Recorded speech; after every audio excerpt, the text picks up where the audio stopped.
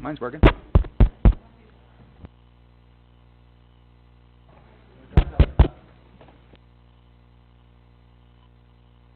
Use mine?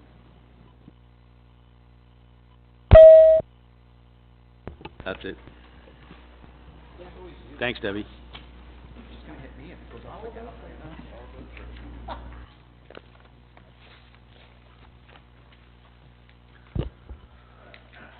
Alrighty, welcome. I'd like to call this meeting of Finance and Emergency Services Committee to order. Are there any disclosures of pecuniary interest or general nature thereof? If there are none, we could do some announcements. Start over there if you like. Dave? Councillor Barton? Yeah, I don't have any announcements, so I'll pass Okay. this on. Thanks. Councillor Ballinger? Thank you, Chair, and good afternoon to everyone. A couple things. I went to Oklahoma. The show was terrific.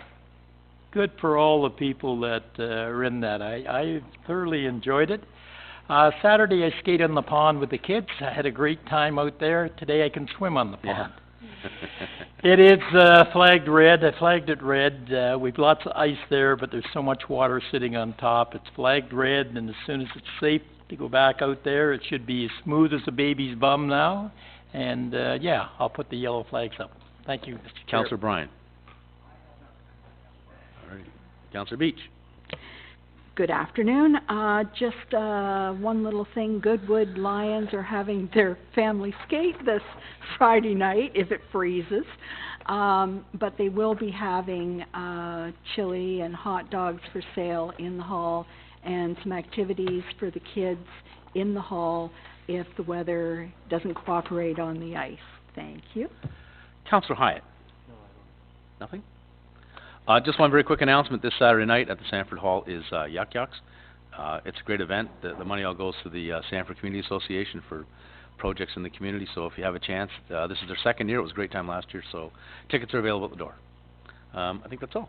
Mayor O'Connor? Well, I was leaving you to the end. Well, you're always at the end, right? I just came back from a conference at Roma. 800 delegates. It as far as exceeded, I think, everybody's expectations, considering Roma broke away from Good Roads. Roma stands for Rural Ontario Municipalities. It was a great conference, and I will, on Monday, through council, I will bring forward a couple of the things that I learned that was quite shocking to me about what's going on with our tax dollars. So it was a good conference, and I understand now that Good Roads, there was quite a discussion about it. Good Roads, as I said, and Roma always went together. Good Roads now is basically more of a staff convention, and I think this is why you saw the number of people at Roma this year. But it was a great experience sitting down to listen to other municipalities that have the same issues as we do, and what their solution and how they're handling it. Mayor O'Connor, I know I was talking to you earlier. Do you want to throw in just one little comment? Since we're talking about tax, do you want to throw in a little tidbit about tax and what we actually get as a municipality? Out of every dollar that you put into tax, the local municipality gets 7 cents. 47 cents of it is federal. 42 cents of it, is this going to add up? 42 provincial, and local municipalities and regional municipalities share the 9 cents of every tax dollar that's raised in this province. So considering that, and us going into a budget, Yeah. I think that, and I know that I'm probably a little jaundiced, as we all are here, but I think we do a very good job with the money that we get, considering that we also only keep 23 cents? 23 cents of your local tax bill as well. The rest goes to Board of Education and to the region of Durham. Great. Thank you. Are there any items not listed on the agenda? Want to Sorry, addendum? Mr. Chair, there was an addendum that went out that included a report. Fantastic, thank you. Alrighty, we'll do reports to committee. This is obviously a budget meeting, and we can start as part of the 2018 operating and capital budget. We'll start the discussion. When we left, most recently, we had, obviously we were down to the items under consideration list, and Donna has been working diligently at trying to find ways to fund some of these projects and to deal with some of these issues. And what I'd like to do is I'm going to go down a list. You've already got this in your agendas. You've seen it, and it's page 7. And on page 7, it lists on the left-hand side items that we were still considering or putting forward, and on the right-hand side essentially are the solutions, how we can fund them or if we don't fund them. And these are just discussions that Donna and I and Mayor O'Connor and Ingrid, we've sort of been putting some stuff together trying to make it all work, so it's for your review at this point in time. So I'm just going to go down the list, and when we're done, I'll ask for questions, and then we'll make one motion to accept them all, if that's acceptable. Okay? All right, the first item is the, on the line for fire, there was 15,000, sorry. Does everybody have a copy of it? There are copies up here, if you wish to get them, so you can follow us along. There's about 10 items. There's about 10 items on this list. Okay, so the first one deals with, the first 3 are actually fire. The first one was regarding trees and landscaping. We're going to change that amount from $15,000. We're suggesting that we reduce that to $5,000, and the balance that we require there will come out of, we're going to approach Bob and take that out of his tree budget, out of the parks budget, to make that up. I think Bob's seen this already. You've seen this already, haven't you? Yeah, okay. No surprises, hopefully. There is an entranceway issue at the new fire hall, the stairway. We're going to remove that for this year. And part of the discussion was there's a parking lot, and you've probably got to get up into the front door of the fire hall, you've got to walk about 40 or 50 feet. And we sort of looked at it and thought that's about a quarter of the distance you have to walk into Walmart, so I don't think it's really. We removed that $7,500.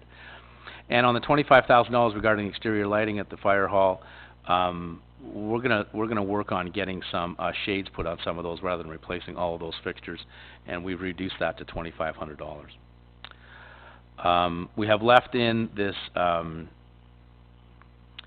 the planning future growth study.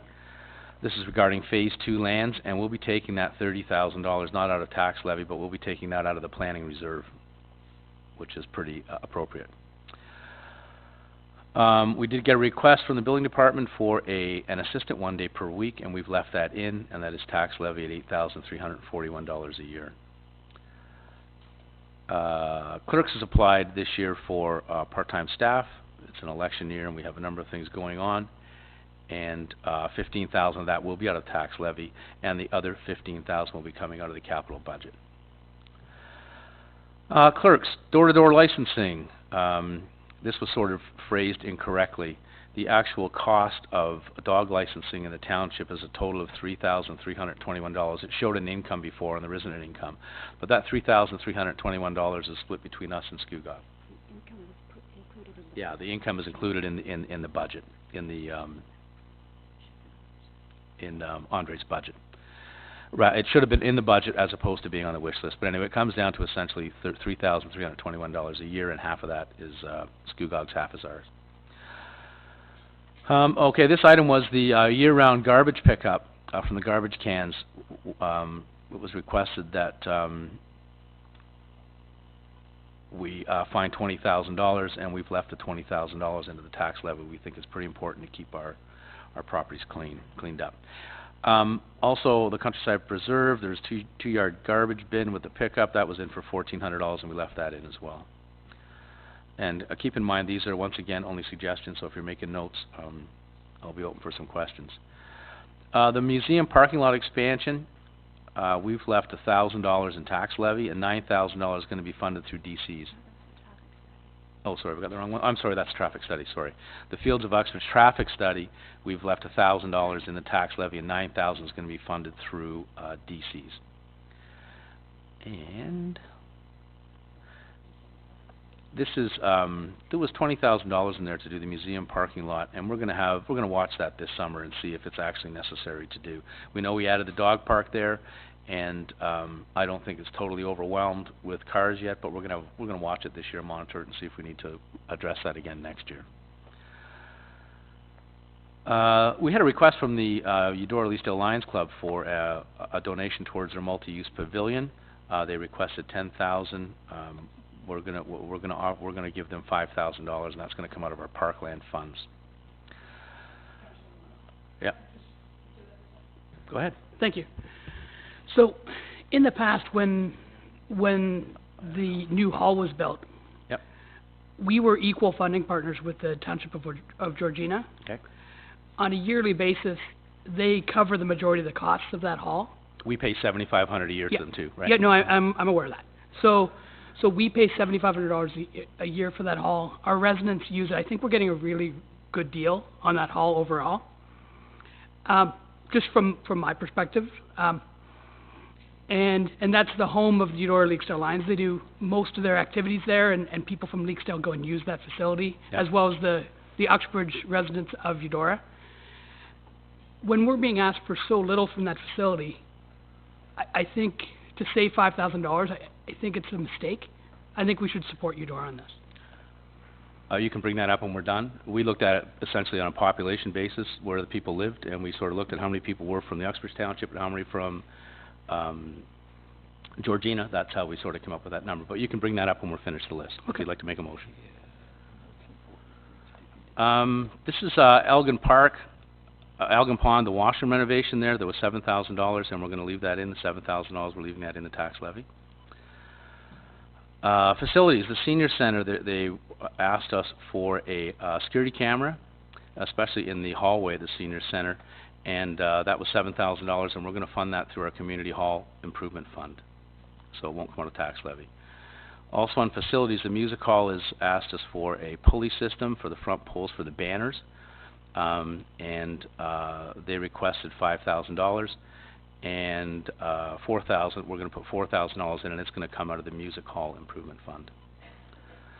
Out of Public Works line painting, this is the change from oil-based paints to latex paints, and it's a $15,000 cost, and that stays in the tax levy for $15,000. Public Works also, there's a storm sewer inspection. They had $15,000 in, and we're just reducing that a little bit because we think we can do that for about $10,000 and spread it over a few more years. That's also tax levy of $10,000. Public Works also asked for a projects technician. It'll be for 10 months this year, and the cost we're recommending we approve that, and the cost of that is $44,750 this year, and a little bit more than that next year. And that is tax levy. The Legion banners, we all know the banners that we see around Remembrance Day. They have approached us, and the cost to put up the metal brackets and is somewhere around $10,000 a year. Rose Plain is the solar company out on the 4th concession, and they give us $10,000 a year, and $5,000 of that will go towards this project, and there's another $5,000 we're going to try to squeak out of the Public Works budget. Public Works also has an engineering study. This is regarding stop signs, and the cost was $5,000. And that's going to be funded by other $5,000 out of the Public Works budget. So I guess Ben's getting hit for $10,000 there. Library, this is the integrated system, replace the Mandarin system they currently have, which is about 20 years old. The cost is $20,000. We're going to ask them to fund that. We're going to fund that over 2 years, $10,000 this year and $10,000 next year. Let me stop there and see if there's any questions at this point in time. Councillor Bryan. Just one quick question on the door-to-door licensing. If it's 3321, is that not split, so it would be 1650? Yes. Okay, but we have it, the 3321. Right, did I misunderstand it, or? What page is that one, that list on? It's on the It's very another first. list, but you're correct, it's split in half. We're So only, the 3321 should actually be 1650. right? Yeah. Okay, 'cause Yeah, it's just corrected. listed as... It has been corrected on another list. Thanks for finding that. Okay, thank you. That's my question. Mayor O'Connor? Oh, Councillor Barton? Yeah, just the Eudora Hall, how can we move forward with that? You'd have to make a motion, Councillor Okay. Barton, if you'd like. Alright, so, You'd have to make a motion to approve the request for $10,000 for the Eudora Leasdale Lions Club. okay. Okay, And you're doing that? yeah, I'm gonna do that. Go ahead, Mayor Gary. O'Connor, question? Just on that, I know when we sat down and we did this, we looked at the population of the hamlet, and probably that wasn't the smartest way of addressing this, considering that I think the majority of the Lions do come from the Leasdale area.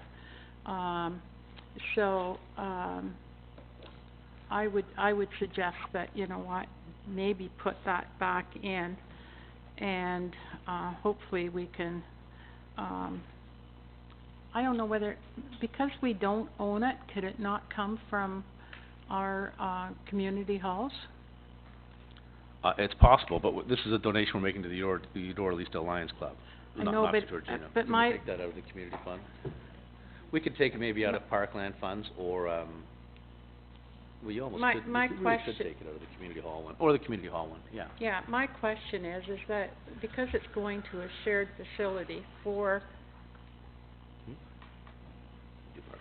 Sorry, keep going, Gary. okay, so my question is, if it's going to a shared facility, why don't we look at taking it from one of our two accounts that we have a choice of? Donna's Because- suggesting Parkland, so that's what we'll do. Okay, because, the vast majority of the taxes I know are coming from Uxbridge that use that facility.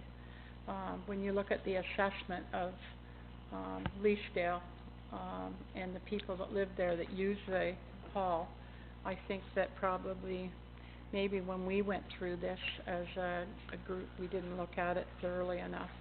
So I would support that we put that back in and it come out of one of the two accounts. It's coming out so- of it'll come out of Parkland Reserve. Okay, so it won't affect the budget Right. line at all. Okay, so Councillor Barton has a motion. Are there any other Councillor Ballinger? Yeah, I will be supporting, Mr. Barton's, Okay. motion. I supported it the first time and it didn't get through, but I'll certainly, over the years, we've had a wonderful relationship with those people. Okay, any other questions? Okay, Councillor Hyatt, and then we'll go back to Yeah, Ingrid. I know the project came forward several months ago. Do we know if, is Georgina actually paying the balance of this, or what's the situation? As I recall, Georgine was putting in 10 and we were putting in 10. Do we know, are they committed to the 10? I'm sure they would be. Can't see why not. Yeah, But I don't know for sure. I'm sure they are. Can I speak to that, Pat, or no? Do you know? Yeah, I do. Well, So- yes or no, so- do they? Yes. Okay, good. Yeah, just one point, that subdivision, the Eudora subdivision is not completely built out, and we will still be able to collect cash in lieu of parkland, that we can actually keep that reserve up once the development is completely Great, finished. great. Okay, no other questions? All's in favor? Coming from Parkland Reserve? Yes. And that motion's carried. Okay, great. Are there any more questions on this list that went through? Councillor Hyatt? Yeah, just to go back to fire on the first part, can you explain to me how that will be funded out of the parks budget? I'm not clear on that part. The parks already have a budget for trees, Okay, and we're gonna suggest that they take that, part of that budget that they're using for trees and apply it to the fire hall. So in other words, Parks you're has a budget every reducing- year. So you're, in effect, you're reducing what- reducing parks budget by 10, or by 5,000 is what No, you're doing. reducing the number of trees that are going in the rest of the township, and we're putting them, a number of them at the fire hall this year. See, that worries me a little bit. I think, from what I've heard in the past, that this, council is committed to adding trees Yeah. everywhere. This is a unique situation, I think, at the fire hall, because for whatever reasons, additional landscaping is required, you know, stabilizing the berms, that sort of thing. So by peeling it off of another budget, to me, doesn't really make sense. If we're gonna do this 5, I think it should be added either from a reserve somewhere or some other means of funding this. Well, one of the reasons we consider doing it that way is 'cause last year they only spent $11,000 out of the 15 that they had in parks. So it didn't appear that it was necessary. And we cover trees at the fire hall too, as Yeah. part of that, right? So it appears about 10,000 is enough to do the job they've been doing consistently for a number of years, and that's why we took the 5. But I just hate to see them losing money from trees elsewhere in order to support this They- particular plant. What we're saying is they including the You're fire saying that they hose, didn't use the they amount, didn't use, the money they that didn't they use did it now. anyway, so. Okay. Just on the exterior lighting, I know the chief is here, maybe he wants to comment. Again, these numbers were established, I understand it, through, the chief. On the 25,000 for the exterior lighting, you've reduced it to 2,500. What will that allow us to do with the existing lights? The comments were, I think that we could look at shading some of the lights, and it's not the entire parking lot that has to be done. We're Yeah, just there was recommending, just we're that- not, the yeah, eastern one section corner, of the right, lot. of it, and shading those fixtures. That's, So I guess that I should could be ask the covered with the chief, do you 25. feel that $2,500, chief, is adequate to deal with those particular poles that are being problematic? Chief, would you like to come up to the mic? If it is, I'm good with it. If not, then obviously we need to change that number, so. Yes. You do, okay. Thank you. Thank you, Chief. Thank you, Chief. Any other questions? I guess what we're trying to do is redirect the light, not change the whole fixture. If there's a Yeah. baffle or whatever that needs to go on at 2,500, you feel would be appropriate? That's the mission. Yeah, so the Okay. 25,000 was to completely replace No, all no, the I fixtures. understand. Okay. And so this would be enough to do that To shading, put a yes. shade, okay, thank you. Any other questions, Councillor Hyatt? No? Mayor O'Connor? Just a quick question. I believe Thanks, that Chief. the situation has been improved by 40%. Have you spoken to your residents since that has happened? It's still quite bright. If you go back there at nighttime,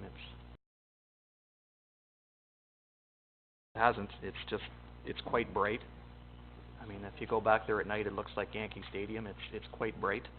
And I don't know whether that's just because of where it is, sitting in a bowl or whatever, but it is quite bright. I mean, that's So basically all I that's can say. why we're putting these on. So if it's just a shade, if you will, or a baffle to sort of redirect that light, I think that would probably solve the problem. That's what we're doing. I'm not proposing replacing every light fixture. It's just redirecting what's already there, I think.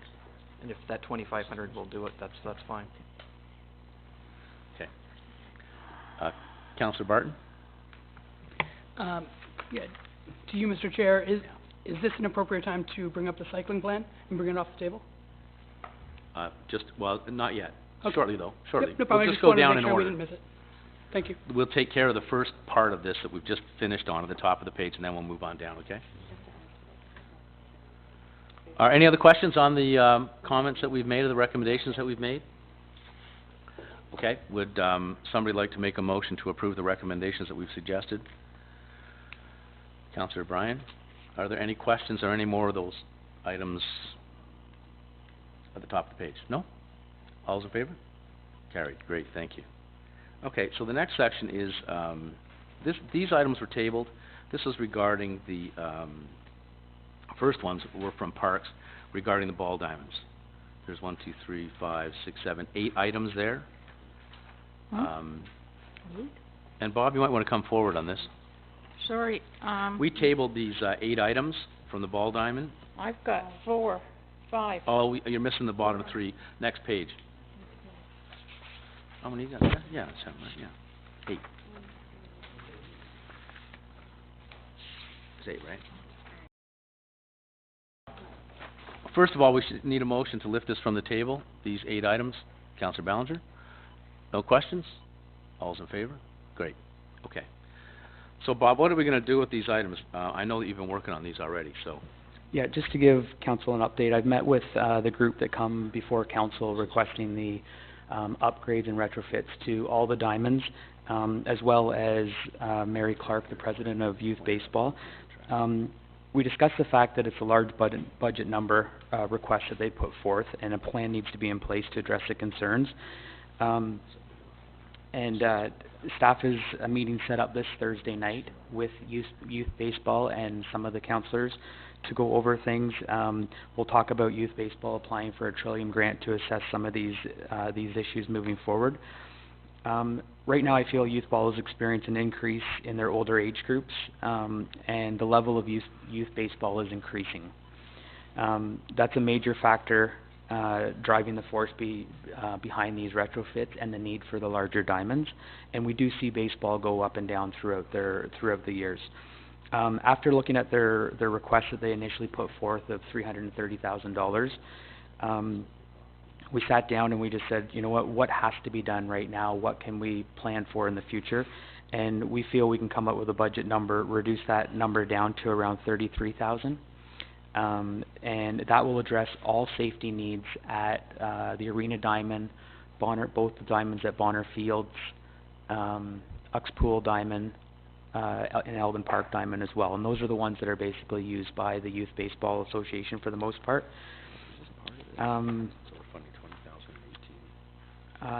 Let's see here. Yeah, and then this will allow us to put a plan in place for the future after we meet with the group, and will also give us a chance to see what our master plan reveals, and I think that's going to be a big factor in the direction we take moving forward with all our diamonds in the future. And we'll finance that over 2 years, $16,500 per year. $16,500 of 18, and the other we'll do it all this year, the $33,000, but $16,000 of the 18 budget, and $16,500 out of the 19 budget. That's Donna's recommendation. Mayor O'Connor?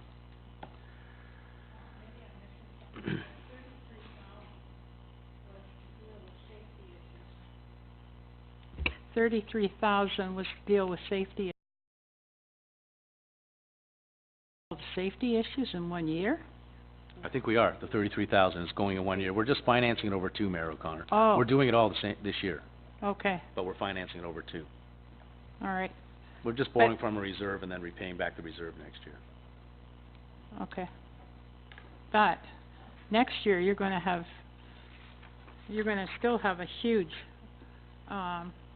baseball, request list if we're following this.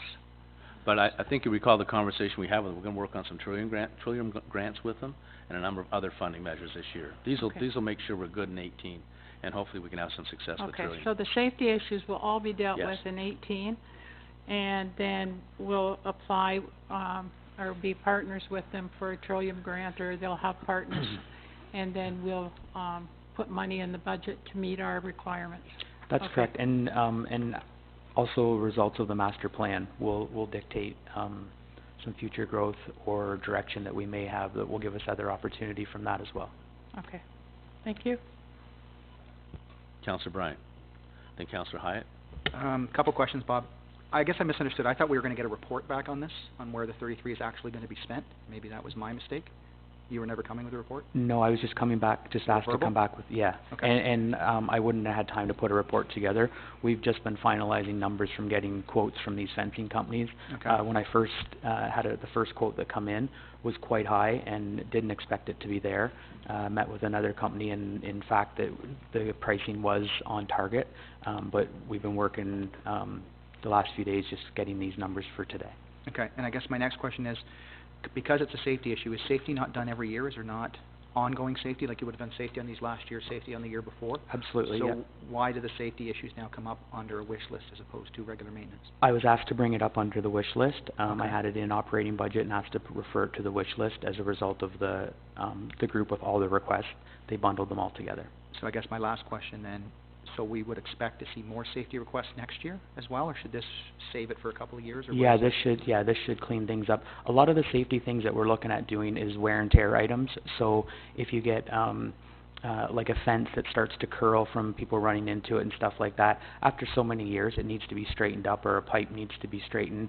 We'll have concrete heaving out of the ground on some of the outfield fence posts. Mhm. That's resetting them. That's something that doesn't reoccur in like the next year or two. It's something that recurs over a period of time. Okay. So this should address a lot of the concerns. So this isn't really the wish list stuff they wanted in the sense of removing the backstops and all that stuff? It's No. just safety issue, that's it? This is safety issues. The club was supportive of the fact that we have to be cognizant of our budgets, and they're going to work with the way the diamonds are sitting now as far as leaving the backstops in place, knowing to see what they're curious to see what the new master plan will say as well. Okay. Is it possible, and I'm okay with that, is it possible for you to come back with a report that says what this 33 is exactly going to be Yeah, spent on? sure I could. Yeah, Wonderful. absolutely. Thank you. Mayor O'Connor. Then Councillor Hyatt, then Councillor Barton. Is that right? The meeting that's being held Thursday night, actually, Councillor, Bryan should be invited to it, as, I don't think there was a formal motion that was put forward. I think we talked about him being the liaison, between council and, the baseball. So I will make a motion now that Councillor, Hyatt, sorry, Bryan. Councillor Bryan be the liaison, person between council and the Uxbridge Baseball, associations, and that his name be added for the Thursday night meeting in which I will be attending, and Councillor Bellinger. Okay, any questions on the motion? Debbie, you have the motion? Great, all in favor? Carried. Alrighty, next item on the list is, oh, there's still, oh, sorry, Gord. Just on that, Councillor Bryan brought it up. How are we differentiating between what you would normally do for safety, I guess, on whatever, versus the request that's generated the safety, I guess? Or was it there all along, you just hadn't brought it forward yet? I'm trying to get my head around. Yeah, so some of the safety concerns that you come across with the ball diamonds are immediate danger safeties. What happen if something breaks? And then Okay. there's wear and tear damage that adds up. Now, some of these have been in the past, for repair in the budget that has been reduced during the budget process. Okay. So some of these things that have become more of an immediate repair may have been something that was projected in the past as a maintenance issue. So they're not there just because That's, of the no, delegation? not at all. You kind of anticipated this Yes. already? eh? Yep. Okay. All right. Just one more Sorry, question. sorry. You mentioned the master plan. If, for whatever reasons, it contravenes some of the forecasting that you've done for repairs or upgrades, how does that reflect on the 33 that we're committing for 2018? In other words, I'm not sure when the plan comes forward. Is it this spring, and we're assuming sometime? We're supposed to have the plan, I believe, before we would get into any of these maintenance But if issues. it says something counter to what you've already planned, how are you gonna deal with that? I think the best way would be to bring a report back to council, so, So that we can amend it? Exactly. Thanks, Bob. Councillor Barton. Yeah, it's for you to Bob. Does this solve the issue with the overhang at the Arena Diamond? No, it does not. Okay. So, as I mentioned earlier, I spoke with youth baseball. They understand they felt that there was other needs that they'd like to see done, before the overhang. If we look at that overhang, just replacing it, it's upwards of $50,000 to remove that overhang from the way it sits now as an overhanging backstop to a vertical backstop. They had no idea the price was in that range either, and they don't want to see our tax dollars wasted either, so they're quite comfortable waiting to get these other repairs that we've specified done, and then see what the plan brings out. Okay, thanks. I just wasn't clear on that one part. Thank you. Councillor Bryan? Sorry, just one more thing. Apparently I have to make a motion to have Bob, bring back that report. Thank you, Debbie. Oh, do we? Yes. Oh, the report you just requested to me? Yes, Oh, Deb yeah, says I have to okay. make a motion to Yep. request the report. So I'll make that motion. Okay. Any questions of the motion? All's in favor? Carried. No other questions of Bob? Great, thanks, Bob. Okay, next one is under facilities, the senior center, washroom, kitchenette. This was $20,000 in there, and I don't think that's required anymore. We had that discussion that we weren't gonna put a new washroom in. They did want to increase, we had, I think, $3,500 in their budget. They wanted to increase their budget by $2,000. This all pertains to the move with the youth center going in there. So essentially that $20,000 for the washroom and kitchenette is gone, but there is sort of under the same category request for $2,000. And we're going to fund that through Rose Plan, once again, the solar company. Debbie? Mr. Chair, just a suggestion that we lift all of those items from the table, because they were all tabled. I thought we did lift them all. No, I just lifted the baseball. Just baseball? Okay, Mhm. sorry. Then I need a motion to lift the Councillor Beach, to lift the 6 items left on the budget. Any questions? All's in favor? Great. Sorry, thanks, Debbie. Okay, so on the seniors, we had $20,000 in. They're requesting, what they really need is another $2,000, and we'll discuss the kitchenette next year if it's even required, and the washroom if it's even required. And that $2,000 will be funded once again through the $10,000 donation we get from Rose Plain. Any questions? No? Okay. This next item, there's a report on our agenda from Karen. This is regarding the defibrillators. I guess, you know, let's leave this and we'll just do the report and we're done, right? That will deal with this. Okay? Is that all right, Debbie? There's a report regarding this item, so we'll, when we're done, we'll deal with the report. Okay?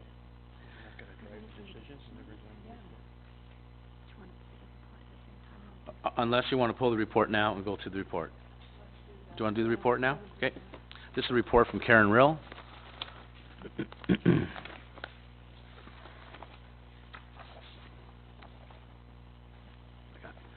This is report number PWO0618. I guess we need a motion to bring it forward. Moved by Councillor Bryan. No questions? All's in favor? Carried. Great. Karen, you might need to come up.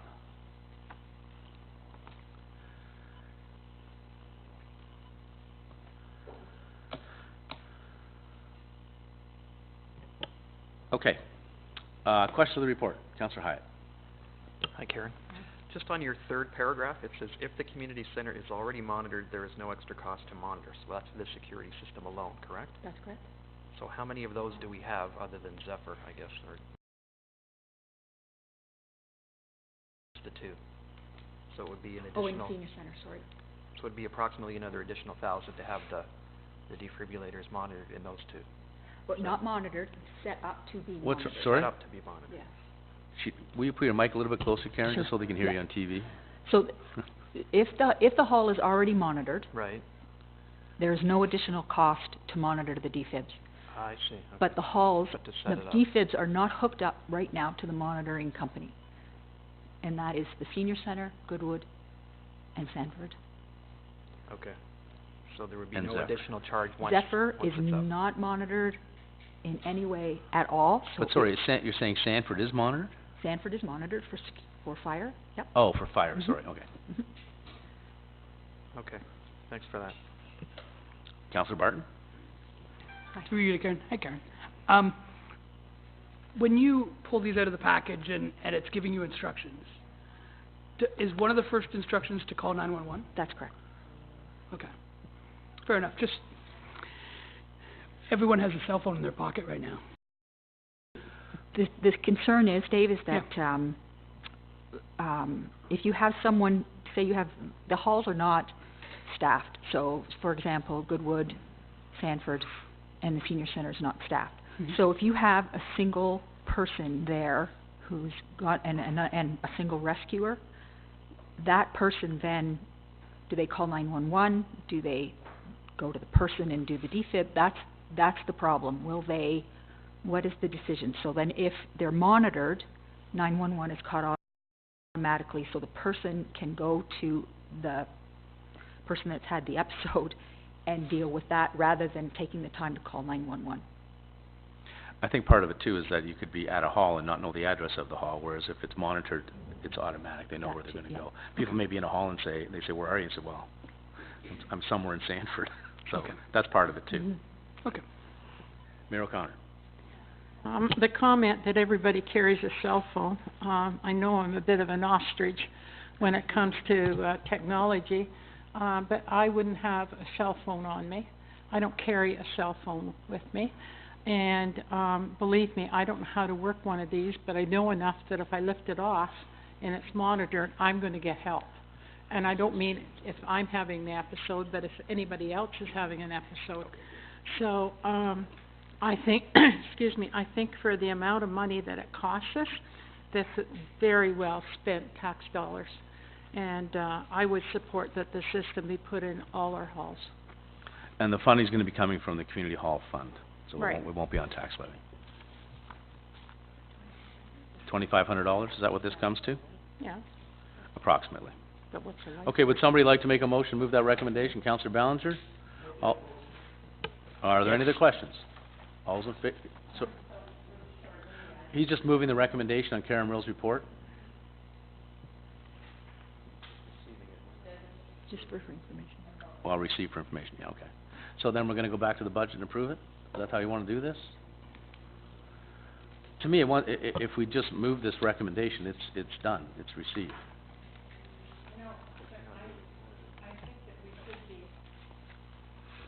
I think that's how intelligent I am with technology. I think we should support the recommendation. Right? that, Karen has presented to us, and that it show up in the budget. Okay, now we So- have to remember that this year it's coming out of reserves, The community, community, Yeah. but it's coming out, it won't have effect, but it will from 2019 on, it will be part of the operating budget. so then according to the report, once it's already being monitored, there's no additional charge. Right. But is this money they're paying every year now? No, that's to set it up. So I don't think it's gonna impact the 19 budget, according to Donna. Is that correct?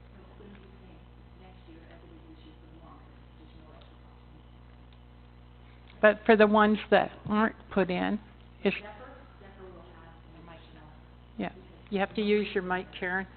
But we're, sorry Karen, turn that on Karen, would you please? So, but we're doing it this year and setting Zephyr up for the $1,000. Correct.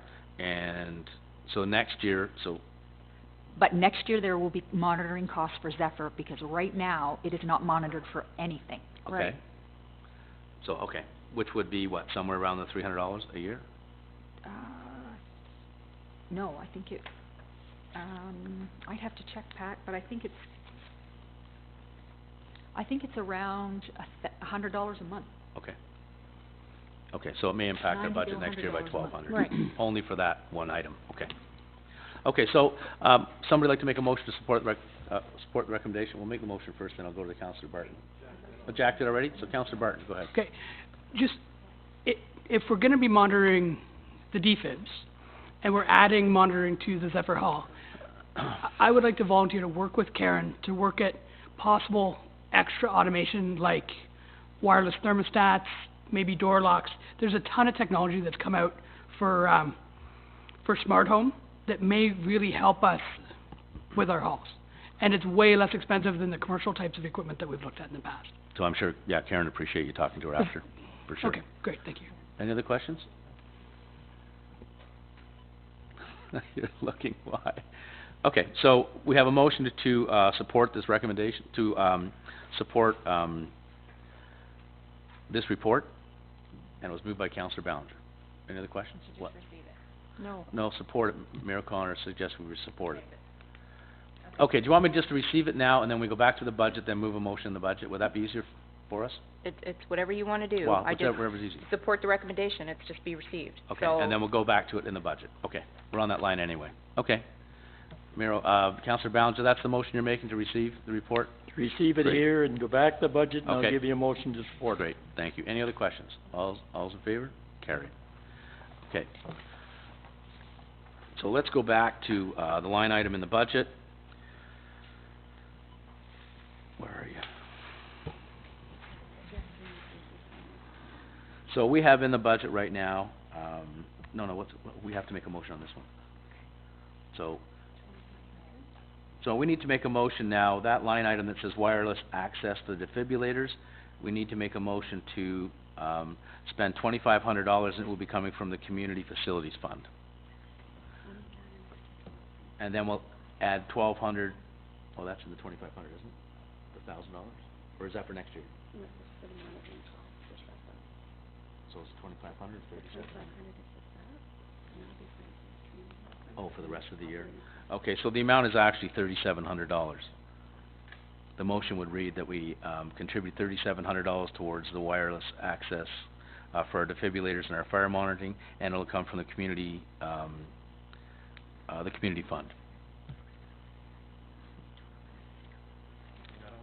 That's okay, we'll just do that, okay. Jack, are you in support of that?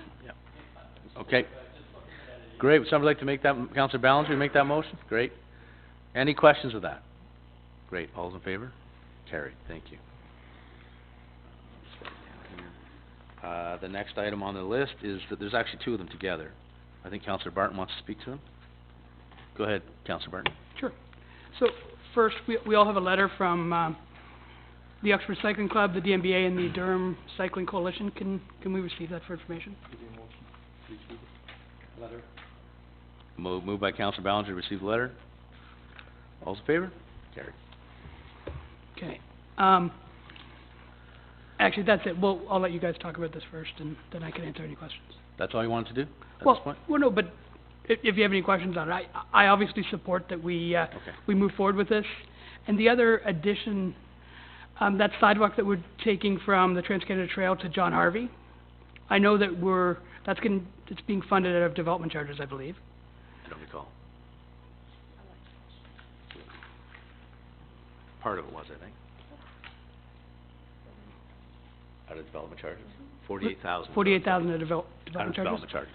So, with that, I think while we're looking at this cycling plan and the possible funding of an additional 80%, we should open up that project to maybe consider doing a multi-use path over a sidewalk, which then should allow it to be included in a cycling plan, which might take us most of the way to the field of Uxbridge.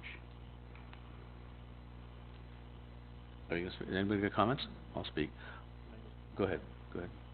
When you did your presentation, I guess a couple of weeks back, we talked about the differences, and it states it again here in the last paragraph of the DEMBA letter, the difference between a cycling plan and a active transportation plan. Mm-hmm. And again, I'm not entirely clear. They're saying it's the same thing here in their letter. My understanding is there are differences, and I'm not again sure on what those are. If it is the same thing, by all means, we need to have one done ASAP. If they're running in tandem with each other, again, I'm not clear on what stresses would be on pedestrian versus cyclist versus other forms of active transportation. So can someone bring me up to speed on what the differences are and what we should be applying for, I guess? I got a few comments I'd like to make about it. It is very confusing when you read originally this project came to us, wasn't going to cost us anything. Then it came to us, it was going to cost us $6,600.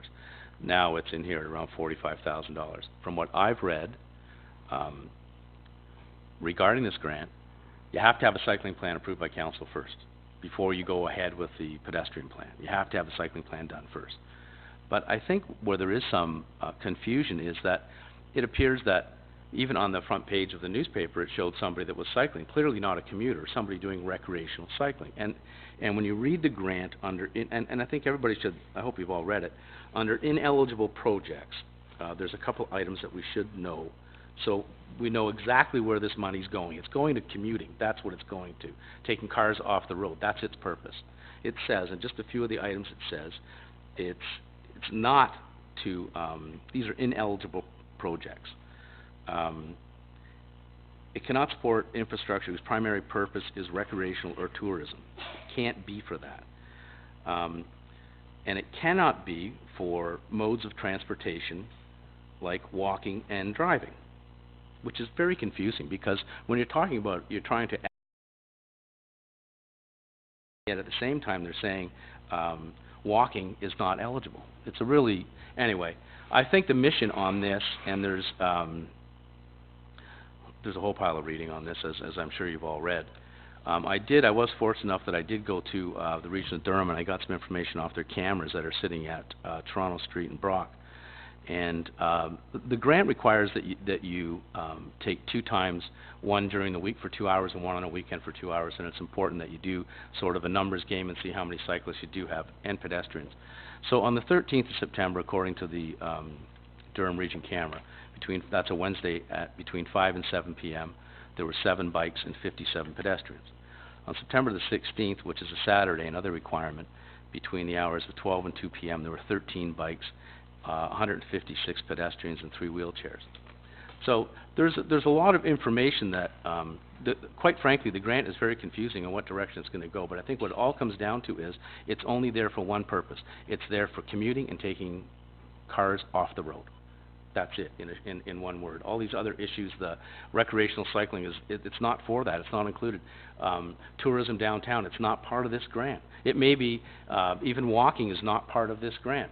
For the next sections to it, the pedestrian plans and those sorts of things, they may address some of those issues, but this grant that we're applying for right now, it deals with strictly commuting, and that's it. So, where I'd like to go with this is I understand that Scugog has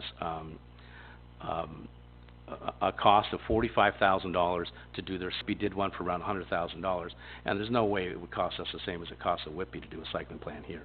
So my suggestion would be, is that we put in apply for $50,000 for the cycling plan, of which our cost will be $10,000, and then as a result of that, we'll see where we go, and then carry on with the pedestrian plan, which I think is the most important part of it, quite frankly, more so to me than the cycling, and we'll know where we stand with that. So that's gonna be my recommendation. Councillor Barton, go ahead.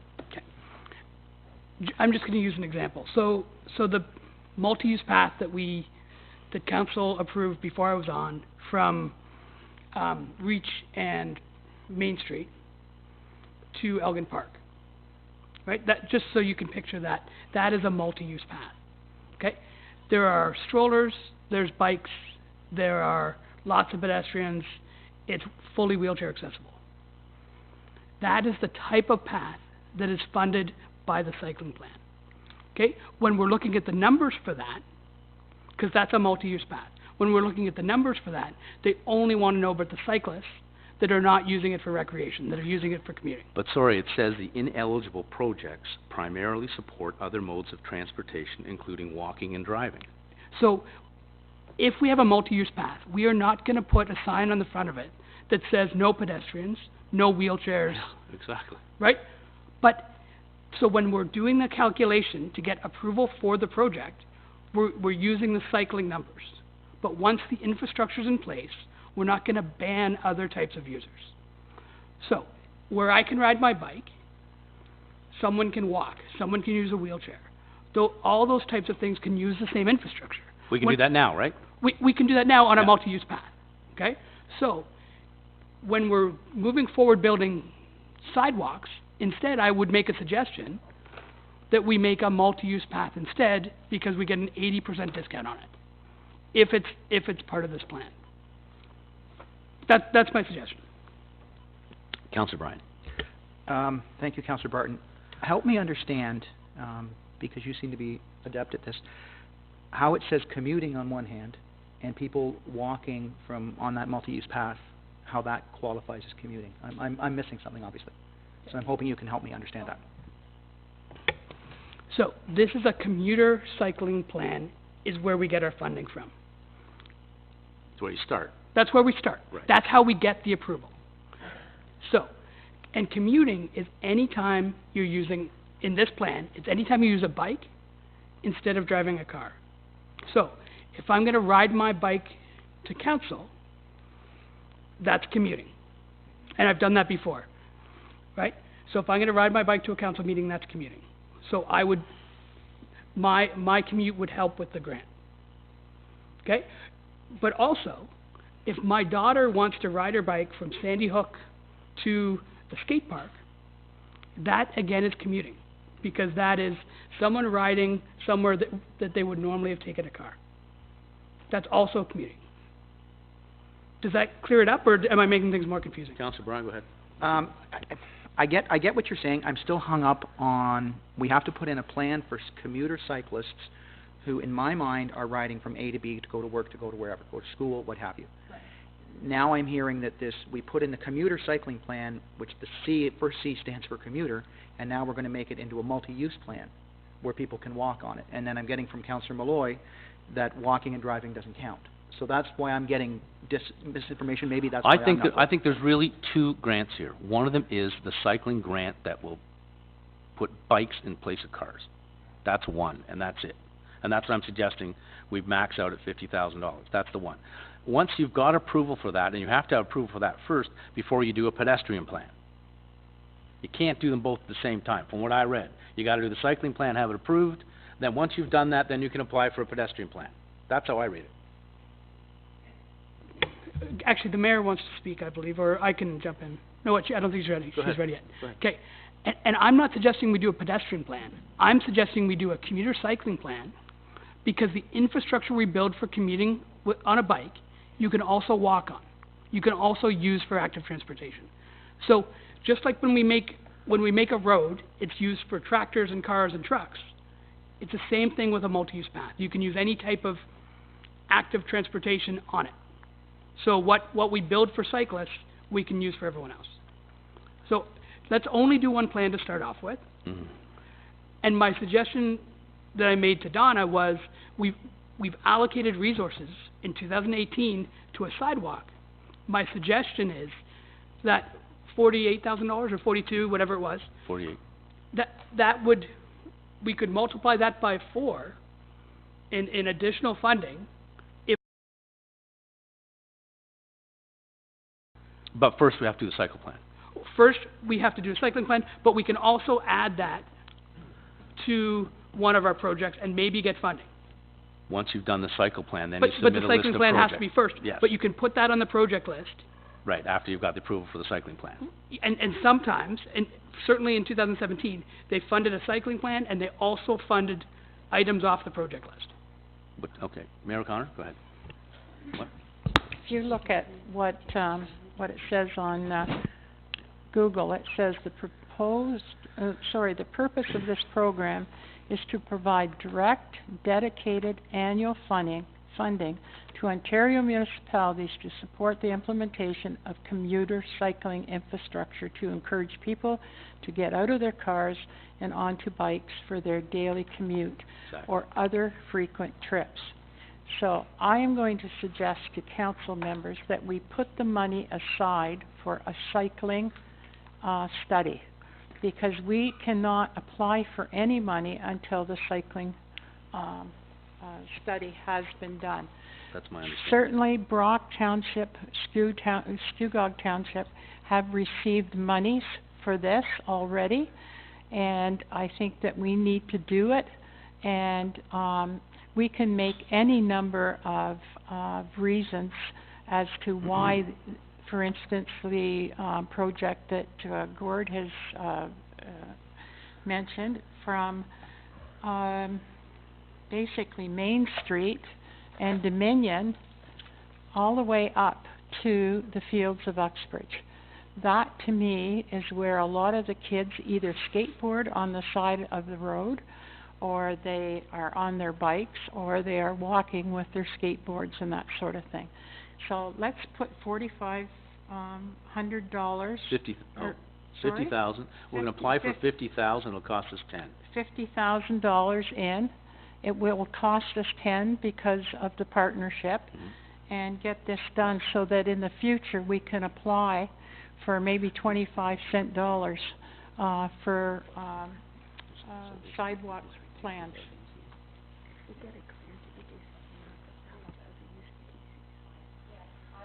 Okay. Want that happen in 2018, so it should be included in the budget. The 10 Gs, yep. Okay. So, Mayor O'Connor, Councillor, you have another question? Again, just for clarity, several years ago, I think it was in the last council, we passed a bylaw that disallowed bikes, skateboards, that sort of thing from riding on sidewalks in the downtown, because we were getting complaints from seniors and pedestrians that they were almost getting run down by these people. So when I hear your comment about having a multi-use path, it opens the door again to that sort of issue. Now, I'm not saying it happens all the time, every day, I'm just saying it could happen. Are we opening ourselves to censure by having a multi-use path under the pretext of it being a cycling lane? If it's a dedicated cycling lane, Dave, I don't have an issue with it. But again, if someone is walking along there and they're getting, intimidated, to use a better word, by cyclists for whatever reasons, does that interfere with the plan that we've already created? I'm not clear on I think that that's what we're looking for in the cycling plan, for information like that. And I think one thing that's kind of interesting is they're planning on doing a cycle lane coming down to the tracks. The region's planning on doing that. But they're not gonna call it a cycling lane, and they're also gonna permit parking in that lane. So what the hell's the point? I mean, if someone's riding a bike, you gotta come out and go around a car, so why would you even waste your time putting paint in the road? So those are things, and even riding our downtown, I mean, we're gonna have to address the sidewalk issue for sure, because So where are you gonna ride? will the cycling plan Hopefully, that's what clear it's gonna- that up? Will it say this is a dedicated cycling lane, this is a dedicated There won't be cycling lanes in it. multi-use lane? Mayor O'Connor, your clear on question. where- We don't know what the cycling plan's gonna say, but I would like it set up that, the same way that we have set up the Parks Master Plan, where we'll have a staff member, and in this case, it should probably be the, Director of Works, Ben Kester, it should, be the, chair of, Parks, sorry, not of Parks, of Works, okay? It should also, probably include Dave and, myself, so that we get around it, and that's excluding the people that we will draw in with no interest. Right. Okay? Because often when we go into these meetings with an interest, or a self-interest, it's very hard to come up with something that is really good for the public. So I'm going to suggest for the committee, and it be treated equally as we have for the Parks Master Plan. So Mayor O'Connor has a motion, the 50,000. I think one comment that Donna just wanted to add, just so we know going into this, that when you apply for a grant like this, that does reduce the amount of DCs that we can use, because when we get a grant like that, that reduces the DCs we're permitted to use on projects like that. Anyway, that's just for your information. So Mayor O'Connor has a motion, and that is maximum $50,000 for the plan, cycling plan, and which would leave 20%. Our commitment would be $10,000. Are there any questions? Councillor Hyatt. I guess through you to Donna, are these, grants backloaded? In other words, we would have to build said path and then submit the bill to the province, have them pay it? Is that how it works? No, Or do they forward us money allowing us to do these projects? I'm not clear. Off the top of my head, I'm not sure. I'd have to look into that. Find that out. I believe we submit the projects we want to do, and they'll send us the They money. send us the money? We have to provide all the documentation on completions and all that All sort right. of thing, but. Thank you. Okay, we have a motion on the floor. All those in favor? Carried. Thank you. Radar speed boards in the hamlets.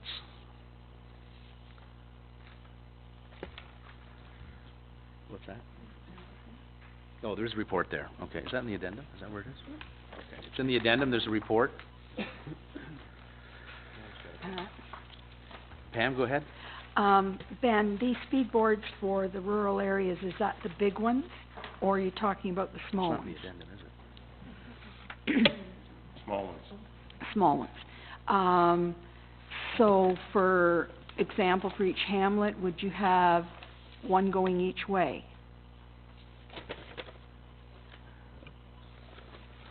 However you want to fund it. Okay. However, that's not usually the way we do them. We do them one way generally. We usually just have them going one way, and then we switch them. In other words, you don't have one street with a sign going in both directions. We're talking about hamlets. Same, yeah. In Goodwood, you'd have one at the north end for the traffic going south and one at the south end for the traffic going north. Yes. Councillor Hyatt? Sorry, go ahead. The same as we have on Regional Road 23 at Dagmar, or not at Dagmar, at Lake Ridge. Chalk Lake. Chalk Lake, okay, where you have, you see it when you're going north as you're coming down the hill, and you're at the bottom of the hill when you're going south, when you see it, and it says your speed is. Councillor Hyatt? Yeah, that was one of my questions. Are we talking about the same boards that are at Chalk Lake, or is this what you're getting? I believe they- they're the same size, but They I'm flash not- and they register what speed you're going at, if it's over Yeah. 80 or whatever it It's is? got a little, I'm not sure the ones on 23 have the strobe or not. No, they don't. I don't think they do. But that's the kind of thing we're talking about. How portable are they? In other words, if we put them up and we decide we want to move them somewhere else, are we talking a major job here, or is it just unscrewing the bracket and moving it? It's not a major job, but we have passed a policy on how often they get moved and that type of thing last year, so the policy's in place. Okay, thanks. Pam, go ahead. Okay, Ben, now, a lot of the problem roads are regional roads. Can we put these up on a regional road? No. So then, it really doesn't benefit, say, Siloam. Doesn't benefit any. It doesn't, it doesn't benefit not one single hamlet. Not on a regional road, but concession 3 in Front Street in Goodwood is ours. Zephyr Road is ours. Yeah, but that isn't the way the excuse me. The 4th, Yeah, like, that's not really where the traffic issues are per se the majority. I mean, yes, Front Street and Goodwood, yes, there's some stuff. To the south there on the 3rd, coming into Goodwood, yeah, but I mean, it's mostly regional roads.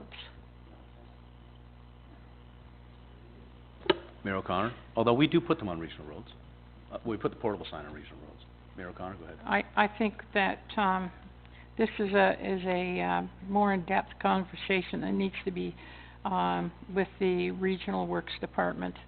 I think that what we need to do is ask, Susie Opus or one of their traffic engineers to, meet with us and, get permission or be able to understand their position or their policy regarding these, radar signs. And then we can, discuss them for our hamlets, because every hamlet where the issue is with speeding is on regional roads. It's, if you look at, Leasdale and Eudora, it's Regional Road 1. You look at, 13 is, going into Zephyr, and 39 is Zephyr. 8 is, Regional Road 8 is going through, Siloam and, through Roseville. And, going through the hamlets of, Coppins Corners and, Goodwood, it's, either Highway 47 or Regional Road 21.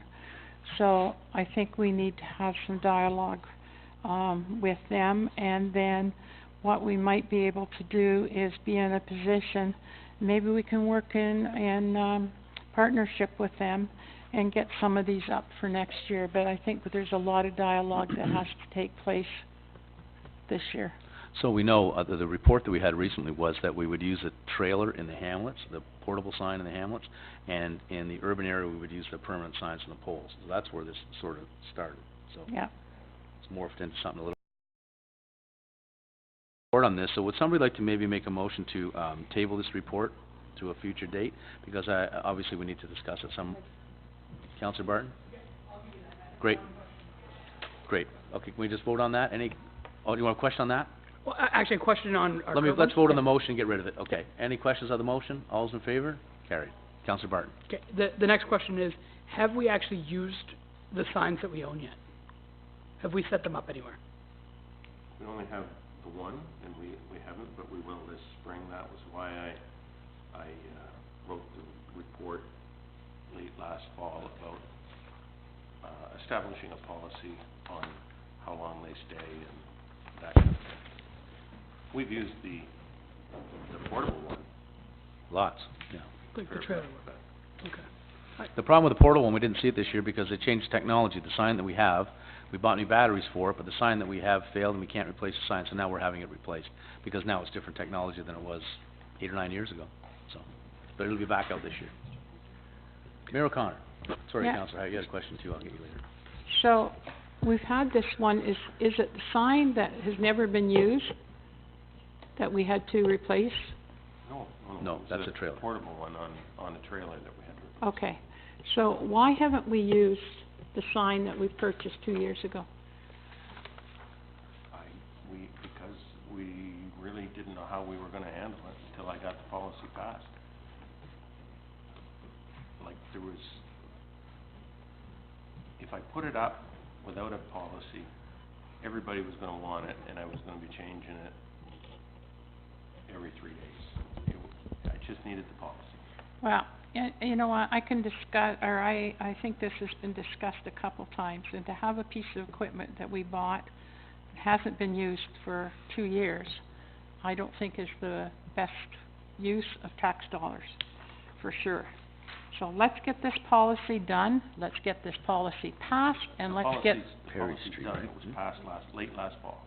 Late last fall, okay, so let's get this sign up and let it do what it's supposed to do. No, we tabled it. Just one sec.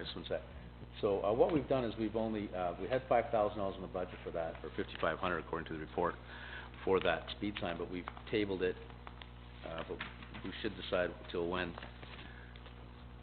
Catalina, go ahead. Just a quick point of clarification about tabling the report. When do you want it tabled? That's what I'm asking right now, okay?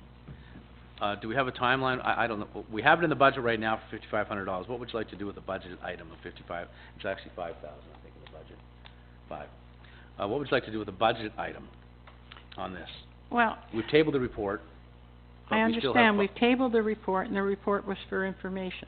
Right. I want more information from the region, if they're gonna allow us to put these things up, Okay.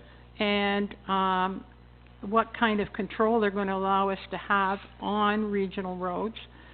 So, I would suggest that nothing is going to probably happen for at least 6 months.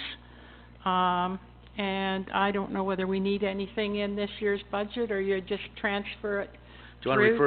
refer it to 19? I would suggest you refer it to 19 at this point in time, then we get the policy in place, we have this region sign off, and there's no reason in 219, if we pass it, that the signs can't go up and be effective immediately, Great. because the policy will precede the purchasing.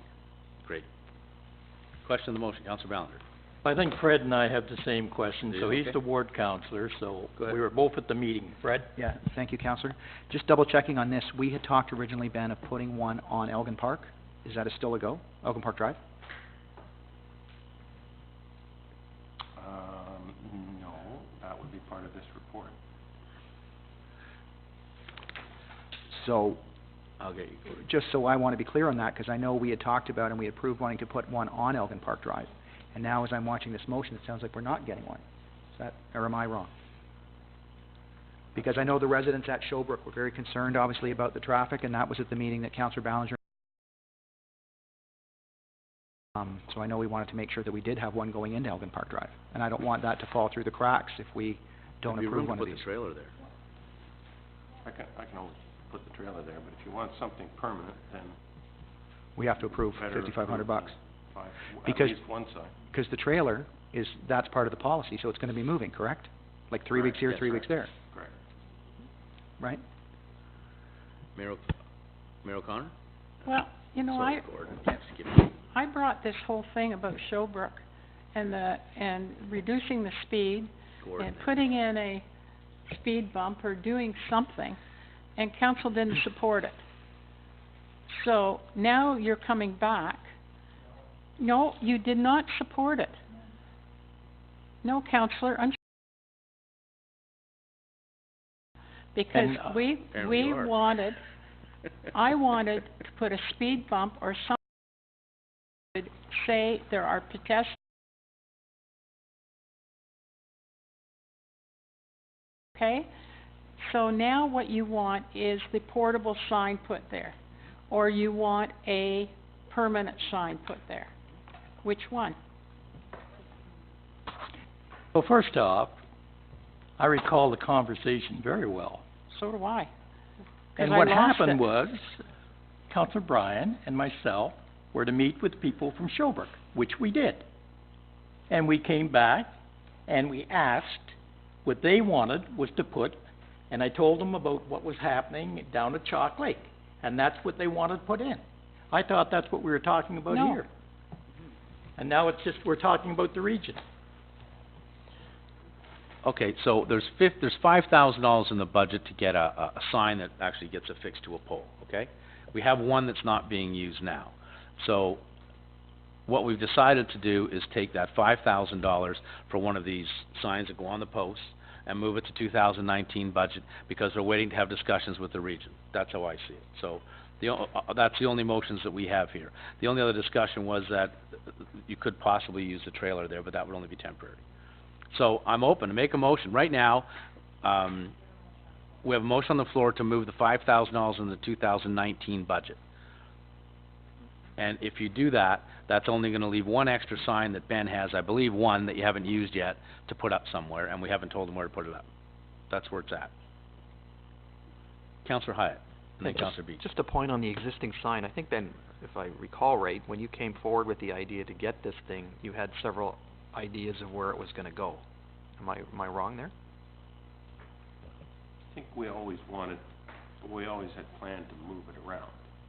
But you had an intent to put it in maybe one of several spots in the back of your mind, right? So what happened between then and now? So we have this sign that we haven't used. Is it you were waiting for a direction from us to put it in a specific spot, or I'm not clear on why it isn't being used right now? It'll be used this spring. Now I've got a policy in place as So to it's the how I policy. can deal with it, how long it stays in a particular spot, Right. then now we can move forward. So if we have one, we're proposing to buy another one. To me, two makes a lot more sense than just having one, especially if you're gonna do, I think what you had in mind is to have them at either end of a hamlet. To have one at one end and not at the other makes no sense to me. So if we're gonna go ahead with this concept of putting them either on Elgin Park Drive or wherever, to have two makes a whole lot more sense than having one that has no meaning, really. So if you're intending on motion Elgin we- Park, I think we should buy another one and put the two. However, is to move the $5,000 to 2019. If you want to vote on the motion and defeat it, then you can do whatever you want. Mayor O'Connor, could I let Councillor Beach speak? She's been trying for about 10 minutes here. Okay, Ben, my recollection for that sign, 'cause I pushed to get one, when I first came on council, we finally got it. And the idea was to be able to put up that type of sign and to move it around. I don't mean every couple of weeks, even if it was up in a place for a month. And then we talked about using that type of signs on brackets, even within the town, where there's problem streets that aren't regional roads, to be able to put them up and slow traffic down, to move them around. And, you know, I mean, there's places in some of the hamlets we can do, not all hamlets that will work. I do not think we should wait another year to get one extra sign. If we have two, as Councillor Hyatt said, it makes far more sense and usability, because in the long run, I think you're going to be adding more than several for the municipality. And particularly if the region is on our side, to get some kind of idea to be able to use them on the regional roads, which we do have definite problems in our hamlets. Okay, but let's speak to the motion. The motion is to move the $5,000 to 2019. Mayor Let's O'Connor. have clarification before we vote. Okay. Clarification is, I think, in honesty, there are two issues we're talking about here. We're talking about speed in hamlets and what we can do, and we're talking about one issue on, well, issues in town, okay? But what the two councillors have brought up is on Elgin Park Drive. So, And there's more. this, and there's Yeah. far more in town, but with the residents. So what I am saying to you, Ben, is your report is referring to what?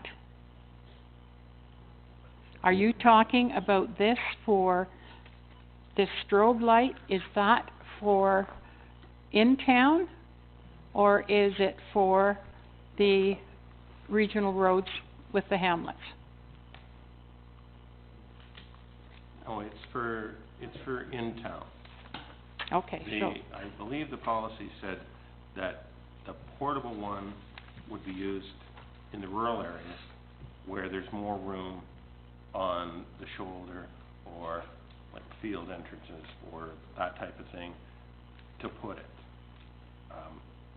That trailer is hard to put anywhere in town because then you're parking on people's front lawns and that kind of stuff. So we were gonna use the small portable ones, in town and move them around, and we were gonna use the one on the trailer in the rural areas.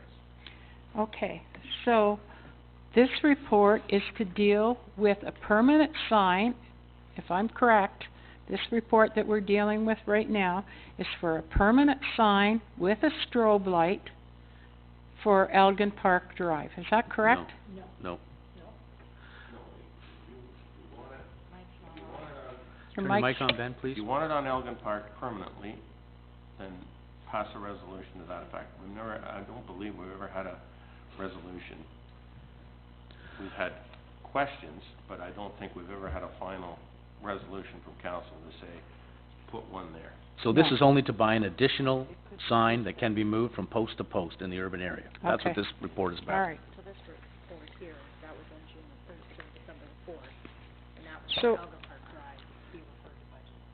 So the Elgin Park Drive one was to refer to budget. It says that the committee refer the installation of a radar speed sign on Elgin Park Drive to the 2018 budget discussions. So, goes back to June when I brought up about it initially and suggested that that speed bumps are something that would slow down the traffic for the pedestrians and I think the discussion was, why aren't they going to the corner and crossing and coming down the other sidewalk? And I remember that very clearly. They will take the easiest way they can get to the Rexall drugstore and to the medical center and to the optometrist and the dentist and everything else is in there. Okay, so if I look at the report on December the 4th, it is basically saying that the committee refer the installation of a radar speed sign on Elgin Park Drive. Is that what is in the budget? I don't believe so. This is just a generic, a sign that's gonna be moved from post to post throughout the urban area. Okay. You could order two, and I could put one on Elgin Park permanently and use the other two to move around in town, if Well, that's what you want. I guess what I'm saying now, and my argument is Elgin Park Drive the worst road for speeding in our town that we're going to put a permanent sign up? I have no idea. I'd have to look at all of the past data that we have taken. Okay, we're going in circles Not here. quite. Councillor Bryan, go ahead, and then Councillor Barton. Okay, two things, obviously. We have two different motions here. One is to refer this to the 19 budget. We need to vote on that and move on. My thoughts on this, and I would make a motion after that subsequent, that we will indeed put one on Elgin Park Drive. And as Ben said, it's not completely permanent. If we have to move it, we move it. But it's something that the residents have an issue for. I think we need to be concerned about our seniors in crossing the street. And absolutely, Councillor Ballinger brought that up at our meeting, as did Mayor O'Connor, about them going to the lights and going across. It is what it is. But at the end of the day, with Elgin Park, and we know it's going to be a main thoroughfare when this construction comes, we need to make sure that that road is being used properly. So I would suggest we make this vote on the first motion, and then I'll make another one. Councillor Barton, can you speak to the first motion, Councillor Barton, and then I'll let you speak first on the next one if you like. No, that's fine. Just so we get it done. Yeah, so, who has the current motion? That we delay this to 2019? Would you take a friendly amendment and change that to 2019? What? Oh, okay. So then, Okay, do you so want it that- to be your motion or The mine? motion's withdrawn. Councillor Bryan, do you have a motion you wanted to make? Okay. Thank you, Councillor, just because it's my ward, and Councillor Ballinger and I are there. I will make a motion that we spend the $5,500, buy a speed sign, and put it on Elgin Park Drive to help the residents of Showbrook. Okay, but The residents, obviously. let's be clear whether this is a permanent, you said earlier that Ben may decide to move it. Is this a permanent sign, or is this It's a sign that will be moved? Going forward, I would say it's permanent. And if we have to move, we can, because Ben said we can. But I would say right now it's going in permanently, so it doesn't apply to the policy of signs moving every 3 weeks. So let's say permanent sign, Elgin Park.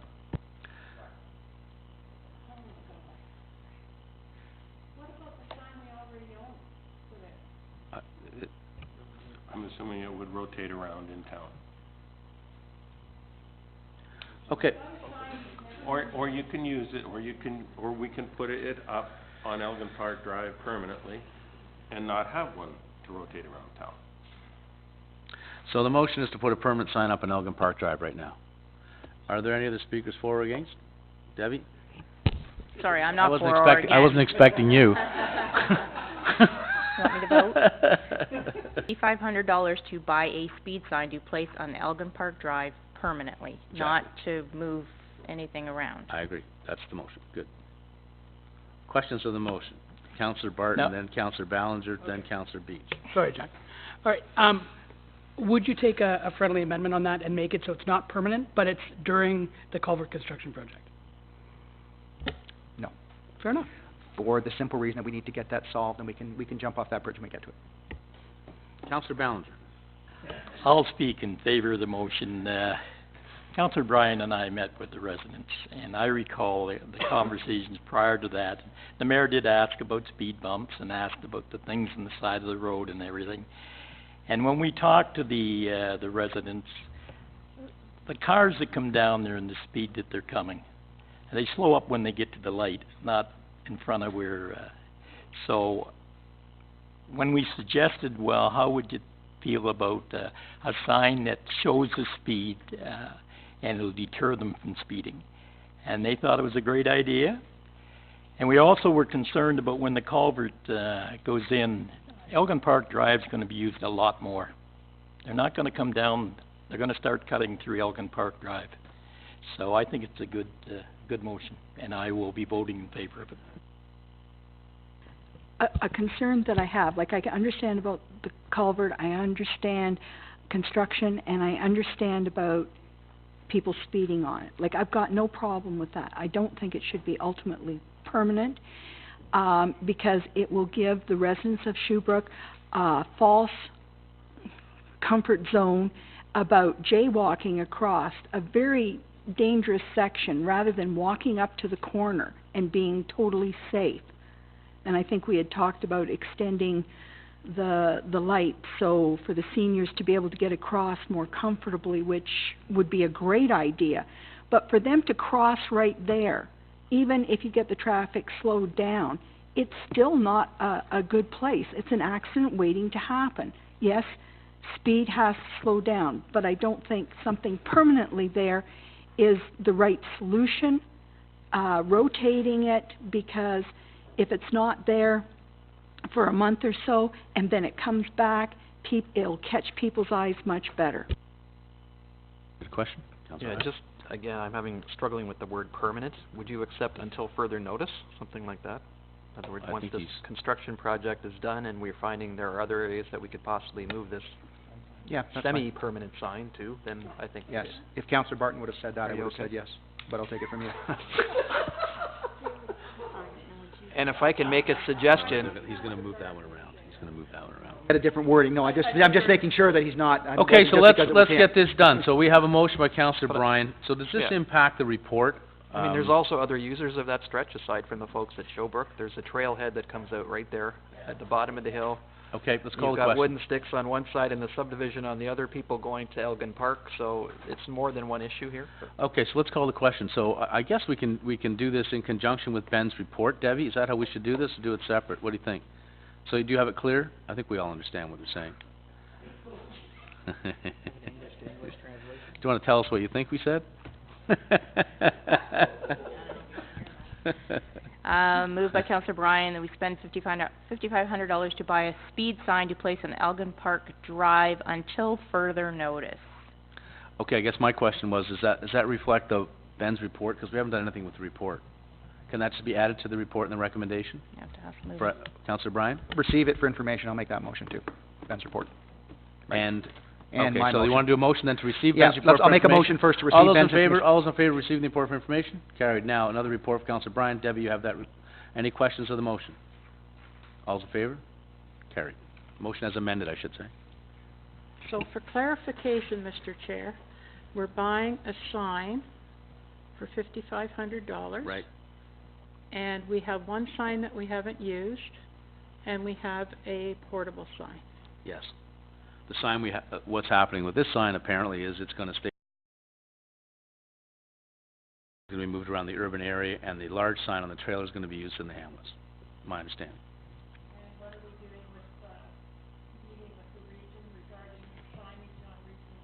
I think that has to go ahead. There's no motion to that effect? Okay. We've had so many. So Mayor O'Connor's motion, go ahead. That we set up a meeting with regional, staff regarding signage, speed signage on regional roads in the Any- township of Uxbridge. Any questions on the motion? All's in favor?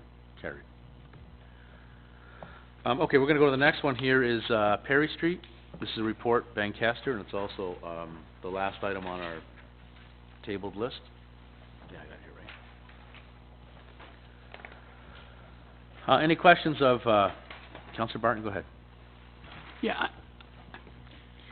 on this Perry Street issue, I don't think putting a sidewalk is gonna help the situation at all.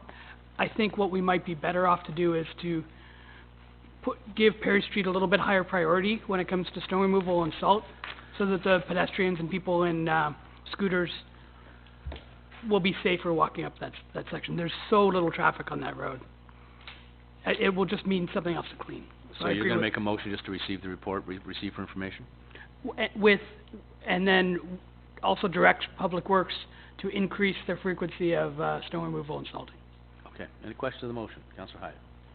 Yeah, we've had the occasion to add a white line, Ben, to other roads, to create a walking area or bike riding lane, if you will. Can that be done on Perry Street in lieu of building an actual sidewalk? Can do. I do the maintenance on it the same as I do the road, so I guess if the road's slippery, the shoulder's gonna be slippery. But I guess it I'm gives not, them, and I'm not exactly sure how I'm gonna increase, You can't. because it sort of messes up all the routes. If I have to drop something to go there more frequently, well, I'm just But thinking we like can look along, at along Young Street in Glen Acres, it's basically a painted white line. I don't know what maintenance you But it- incur on that, but Doesn't do anything, no. well, we don't. it gives do- people a feeling that they're walking separately from standing Yeah. on the roadway, you know what I mean? But there's nothing And- to stop and them for from bikes- parking there or driving there. Bikes or skateboards or who knows what else is over there, but can that be done, I guess, on Yes. Perry Street? Yes, It it can. can. So I would suggest instead of sidewalk, that we investigate the painted line. I think I brought that up last time this came up. Okay, we already have a motion on the floor, so I'll get that one after we deal with Councillor Barton's motion. Mayor O'Connor, you had a question? Yeah, I don't have a question in as much as, you know, it's the people that live there, and sorry, I can't remember how many apartments are there.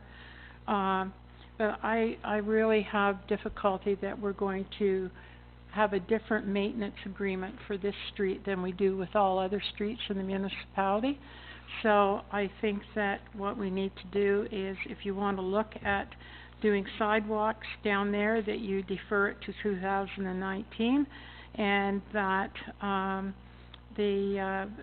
that Ben can come back and see if there is enough room to put a white line there.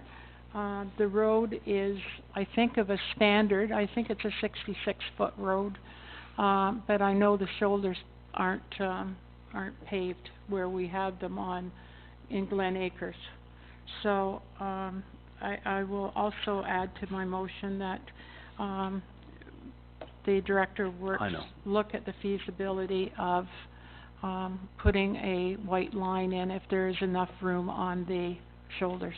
So we have a motion already, Councillor Barton, and let's deal with that one first. And Debbie, would you mind reading that one back so we understand what he said? Moved by Councillor Barton to receive report PW 0718 for information, and that the frequency of road maintenance be more frequent in this area to accommodate pedestrians. Any questions of that? Let's deal with that motion. Any questions of that motion? All's in favor? Against? Carried. Sorry, that means defeated. Now we're gonna move, Mayor O'Connor, you have a motion you'd like to recommend? Debbie, did you write it down the first time, or did she have to repeat it again? So, repeating my motion, that, the sidewalk, on Perry Street, the request for a sidewalk on Perry Street be referred to 2019 budget, and that the Director of Works look at the feasibility of putting a white line, delineating the, roadway, from the shoulders where people could walk. For this year. You've heard the motion. Questions on the motion, Councillor Barton? If there isn't room, then it's not gonna happen, okay? Yeah, just on the sidewalk, I struggle to understand why, we're fighting for sidewalks on Main Street where there's huge amounts of traffic and lots of pedestrians. And here we're talking about one for Perry Street that probably has, 3 cars an hour go up and down it. But That's I'm all. not, Okay, but we pushed it to 2019 for the sidewalk. well, and the budget, and the council of the day can say, we don't want to do that. Okay. But all I'm saying is take it out of the 218 budget and move it forward to the 219 budget, and then they can have a discussion. What we're doing today is trying to come up with a solution that maybe would give some of the residents a better, a better feeling when they're walking on that road versus what they have there today. So, Okay. so you'd be referring that to the items to be reconsidered in 2019, or to be considered in 2019? Okay. I have one more question, if that's Councillor okay, Barton, go Mr. ahead. Chair. Yeah. Through you to the Director of Public Works. So when our plows do Victoria Street, do they go down and do Perry Street at the same frequency that they do Victoria?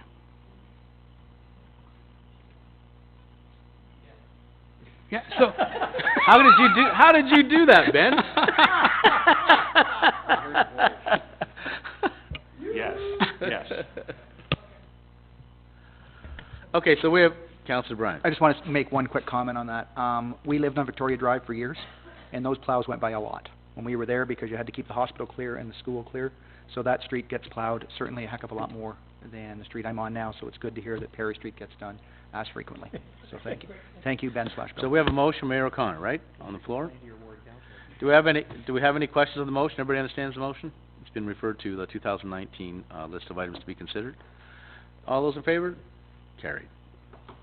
Okay, we're going to go to the report now, right? I think the last one is, this is the report on the sweeper. Is that the last item we have?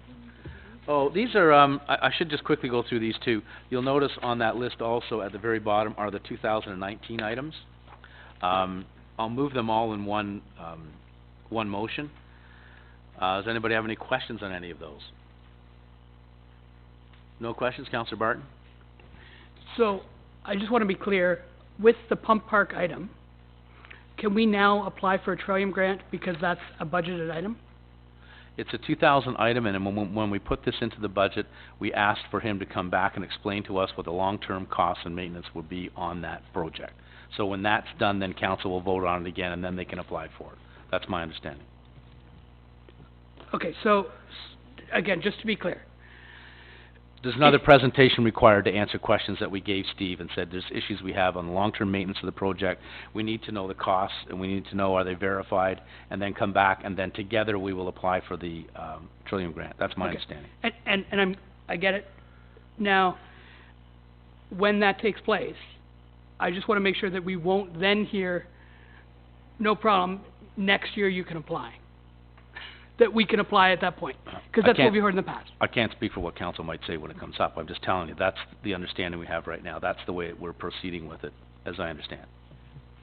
If he comes back and says it's going to cost us $50,000 a year to maintain the pump park, that probably will be the answer.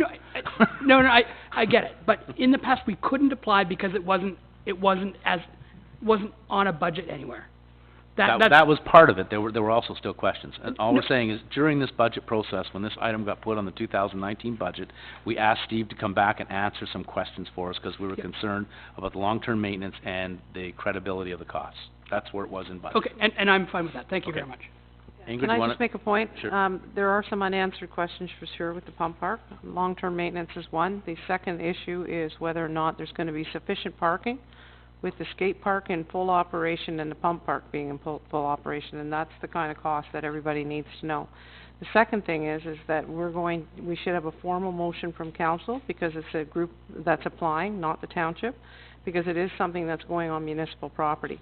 So they're going to need to have something from the township that basically formally endorses the application from 2 points. One, A, that it can be on that property, and then the second point is that council is prepared to guarantee that funding. So those are the 2 points that are they should be part of the grant. And I think the good thing is the intake's not till later this year, right? So there's lots of time to get it done. Is it November? I don't know when it is. September? I can't remember. Is it August? Okay. Great.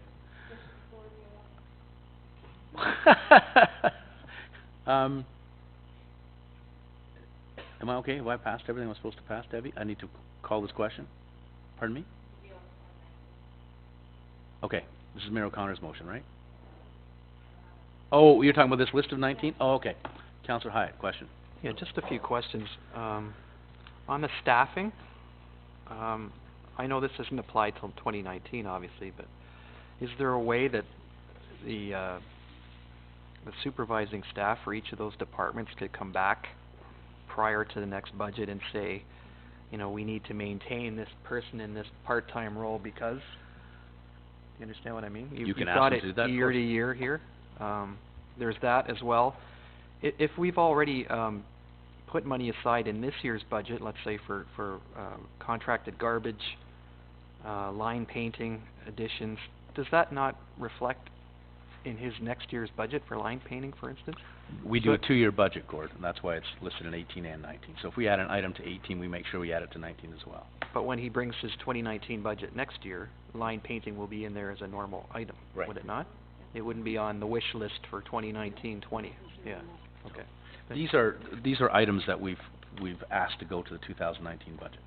Okay, thank you. Do we have any other questions? Mayor O'Connor? Good. Call the question on those 2019 items. All's in favor? Carried.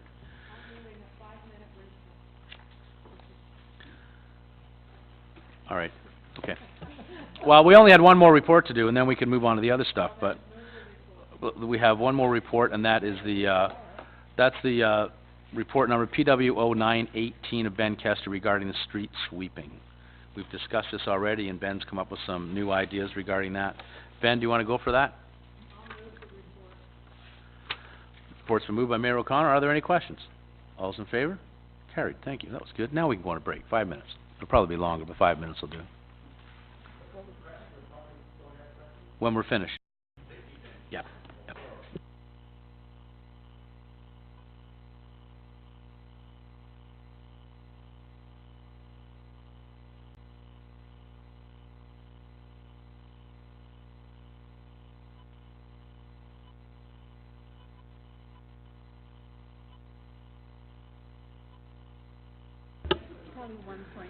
Okay, can we start again, everybody?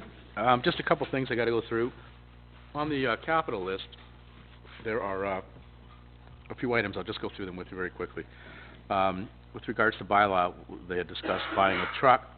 Andre's changed his expectation and is going to have a car instead of a truck.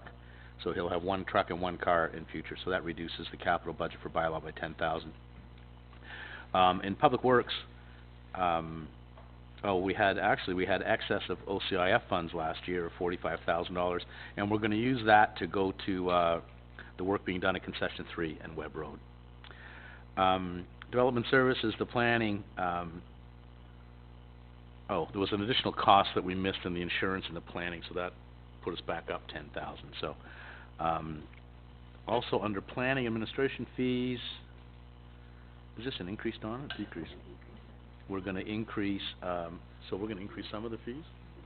We're going to get a report back from Brian with some fee increases this year that will come to about $10,000. There's also, in 2019, the planning, once again, the $10,000 in insurance was omitted, and it'll be in the 19 budget, and the fees will remain increased in 2019 too by $10,000. So there are 6 items in our capital budget I just mentioned. Oh, is it all capital? It's not all capital, I'm sorry. Does anybody have any questions on those? Any comments? Councillor Barton, go ahead. Yeah, just a quick one. Can you explain the construction that we're going to do on the 3rd with the extra funding? It's not extra funding, we just found funding yeah, for it. so- We but you know what I reallocated meant. the funding. Yeah. I could ask Mr. Kester if you'd like to come up again.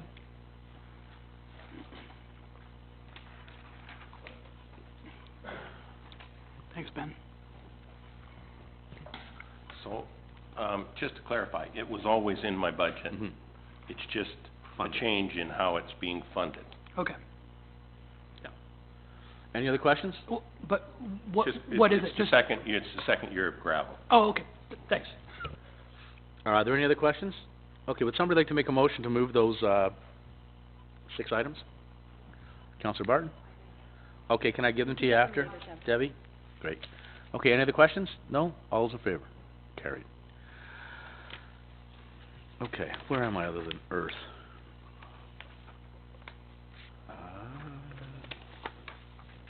So we should move this report since we're done this, right? Before we go into this? Okay, so let's remove, there's Donna's report, which essentially is what we've been doing all afternoon, is the report TR0218, the operating and capital budgets, discussions and updates. And would somebody please move that recommendation? Councillor Bryan? Are there any other questions? We've been asking all afternoon. All those in favor? Carried, great. Thank you. That's the regular portion of this all done, right? So all we've got left is this, update. Okay, so we have a report, CAO 0118. This is regarding departmental updates and major project developments. Do we want to go through this? It's quite interesting, isn't it? This is, just for the audience, we asked staff to come back and tell us the status of we have a lot of projects going on, and we asked staff to come back and tell us exactly where all these projects are at. I don't know how we want to do this. Council, do you have any questions on any of them in this report? Councillor Bryan? I just have one question. It's in regard to the fields of Uxbridge, and I don't know if Amanda can answer it or not. Quick question. Last time I drove by there, it looked like it was gray, the building. Did we not pick a brown paint? Okay, thank you. I thought maybe my eyes are going. Yeah, so the stain has not been put on the outside of the building yet.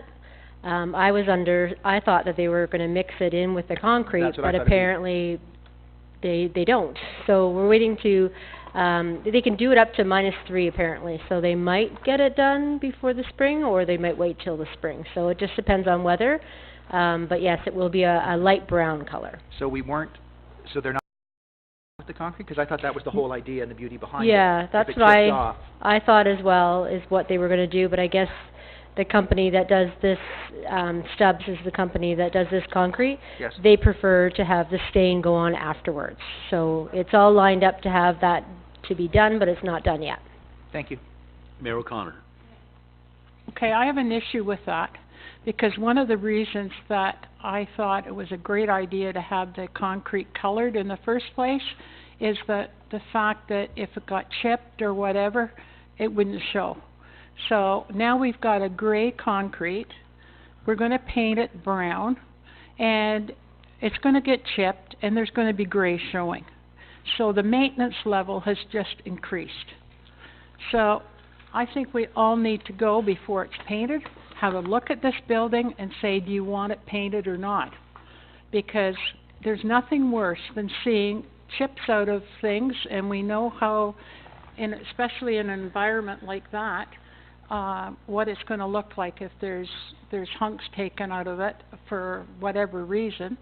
So before we paint it, let us this weekend go and have a look at it and make sure it doesn't happen before we say yes, or we'll leave it gray. I can certainly come back to you as well and let you know what the paint or the stain, what its lifeline is on it. So I can come back and let you know that as well. Well, it doesn't matter if it gets chipped; it's going to be gray underneath it. I worry about that because there's nothing looked worse, as you know, as paint peeling off a building. You know, we try and do the best we can. Well, painting something brown and having chips out of it in the future isn't going to be helpful. And then you try and match the paint, and that even looks worse. So I would suggest that we all take a few minutes, go up there, have a look at it, and assess it, and then come back. Thanks, Mayor O'Connor. Councillor Hyatt, then Councillor Bryan, then Councillor Ballinger. Whether we leave it, Amanda, or paint it, you're going to coat it with that stuff to keep the spray paint off or whatever? That's right. There's a graffiti seal that helps. So does it matter whether it's painted or not, or does this stuff I can find out. I would think that you could seal it without the stain, but I'll double check on that for sure. I can do that right away. Because if it does, I mean, the paint is obviously another layer between the brick and the That's right. It would be the stain and then the sealer. I mean, I'd be just well enough just to leave it alone with the gray color and put the sealer on it and maybe a double coat of the stuff, because it will get hit sooner or later by someone. Okay, I can clarify that as early as tomorrow, so I'll find out for you. Yeah, if you could, that would be great. Thanks. Councillor Bryan? Sorry, not to belabor this point, but one more quick question on that. So was that the concrete company's decision to not do it, or was that our decision to not mix it together? Apparently that's the way this company, like, we put it out for an open bid. Right. And I was under the impression it was mixed in the concrete. That's the way I was explained it. But this company that was awarded the contract they put it on afterwards. So I guess it's the preference of the concrete company that does these prefab concrete buildings. It's their preference. So it could have been my misunderstanding. I thought that they mixed it beforehand, before they actually put the slabs out. They were all pre-mixed, but this company does it after. Okay, and not to belabor it, but I hesitated the term preference. It should be our preference because we're paying for it. Yeah, it wasn't, it's not necessarily, it wasn't in the specs that it would be pre-mixed versus, so that wasn't in the specs to go one way or the other. So unfortunately, that wasn't a decision that we were allowed to make. Okay, thank you. Councillor Ballinger? Not on this subject. Another one I have here. Okay, I think we're done with this one anyway. Thanks, Amanda. I'll just go in order, Jack. Is the next one the pool air system? I'll just go through them very quickly. The air system looks like you're happy with it, Amanda. It's where the air handling unit's all working great. Perfect. Just stop me if you have a question on any of these. Go ahead. Sorry, maybe I should have asked that the first time you were up. It's to deal with the driveway. You anticipate moving it, right? Is that gonna change at all the layout of anything else that's in the plan? No. So the driveway does need to be moved slightly, but there's a really simple solution to it that won't affect parking or soccer fields or anything like that. It's just a slight detour to connect to an already existing driveway, so it won't affect anything else that's up there. So is this gonna be the final version of that roadway, or is this just No, it will be a temporary version once we get that traffic study done, and if there's buses or whatever going in there in the future, obviously it's gonna have to be wider. That's right. And then even divided maybe. I don't know what the situation will be, but... Yeah, so this is just a temporary solution until the permanent driveway is established. Thanks. Okay. Once again, the air handling unit, everybody's happy with the dog park status. It's gonna be top dressed again next spring. Also, the Quaker Trail is gonna be essentially a path that's gonna be kept cut. Go ahead, Councillor Beach. A question on the dog park. Was it included in the budget, like 2 or 3 more aerations? And just remind me what the cost per year for this dog park's going to be to the town? I think we put up $15,000 originally for the dog park, and I believe in Bob's budget is $4,000 a year. Is Bob still here? No. I think it's $4,000 a year. Amanda, you might know. I believe it's $4,000 a year. Yeah, and that'll cover it. Oh, okay. New museum creator starts in March. There's a maternity position available. Clerk's department's got a report here on the animal shelter. The RFP's out. We had some delays because of the George Brown, the strike that happened, so it's a little bit behind, but we're still... What? Oh. So to receive the RFP from the engineer, I'm sorry. So the engineer's working on the RFP. We received the funding from NASIS, and okay, so we're moving ahead. Good. First, Councillor Hyatt, then Mayor O'Connor. I guess through you to Ingrid, when would we anticipate getting all these T's crossed and I's dotted so we can start building this thing? Do you have a better... Probably to Debbie, actually. Debbie? Sorry, Deb. Well, so I'm waiting on the RFP, so basically it's all hinging on that, what the timelines will be laid out from there. We are still aiming for early spring well, I don't know if we're going to hit early spring, but early summer for sure, to break ground. So and what's once the RFP is received, then that'll go out for IPD contractors, and then it'll be meetings after that to determine where we go and how we get there. So once the construction is started, how long do you anticipate it would be till completion, or do you have any I don't know. timeline? I don't know. Okay. Okay, the election update, we have, Mayor O'Connor, you had something, and then Councillor Barton. Yeah, I'm getting very concerned with this RFP. When did it go to the engineer? It went out to the engineer just before Christmas, once we had actually started to receive the money from NASIS. So I am concerned that we don't have it yet, but he's advised as late as last Friday that he's working diligently on it, so I'm hoping to have it either by the end of this week, beginning of next, so. can I suggest that a letter be written or that the information be forwarded to him that council needs this by the end of the month? I can just see you're gonna be in one H of a mess, excuse my expression. You're gonna have an election on your hands. You've got an election on your hands, but I think the election's in October. You're gonna have a half-built animal shelter on your hands, and we need to get this one started ASAP so that everything isn't sort of hitting you at the same time, Madam Clerk. So, you know what? They want the jobs, they want the business, then they're going to have to meet our time frames. And I think that we give them to January the 31st so council can look at it or staff can look at it. And who is going to deal with that? Pardon? So you will let them know? Through you, Mr. Chair, I speak to them every week and sometimes more than twice a week, or more than once a week, sorry. I've told them I need it, so. Well, then maybe the CAO needs to. Well, I will pursue it. Okay, thank you. Councillor Barton? Yeah, a smaller budget item, obviously. The dog park, when we're doing this work, will a portion of it be closed? I heard that they were maybe breaking it in half and doing one section at a time. I'm not 100% sure. I know that's been discussed, and I'm not sure what's been decided. Okay. The meeting this month was canceled, so I'm not sure where that's at, so I guess we'll find out the next meeting we have. Okay. It's been suggested that they take half the park, just snow fence it, you know, do their thing on the one side and then open it up on the other side. That's been suggested. I don't know if that's what we're going to do. Okay. I'm not sure yet, Dave. Okay. Next meeting should tell the tale. I appreciate it. Thank you. Election, where our webpage is up and running. Fire department, all kinds of things on there. Our beautiful fire hall is looking great and it's working well. We have a number of new recruits we got this summer. Under planning, go ahead.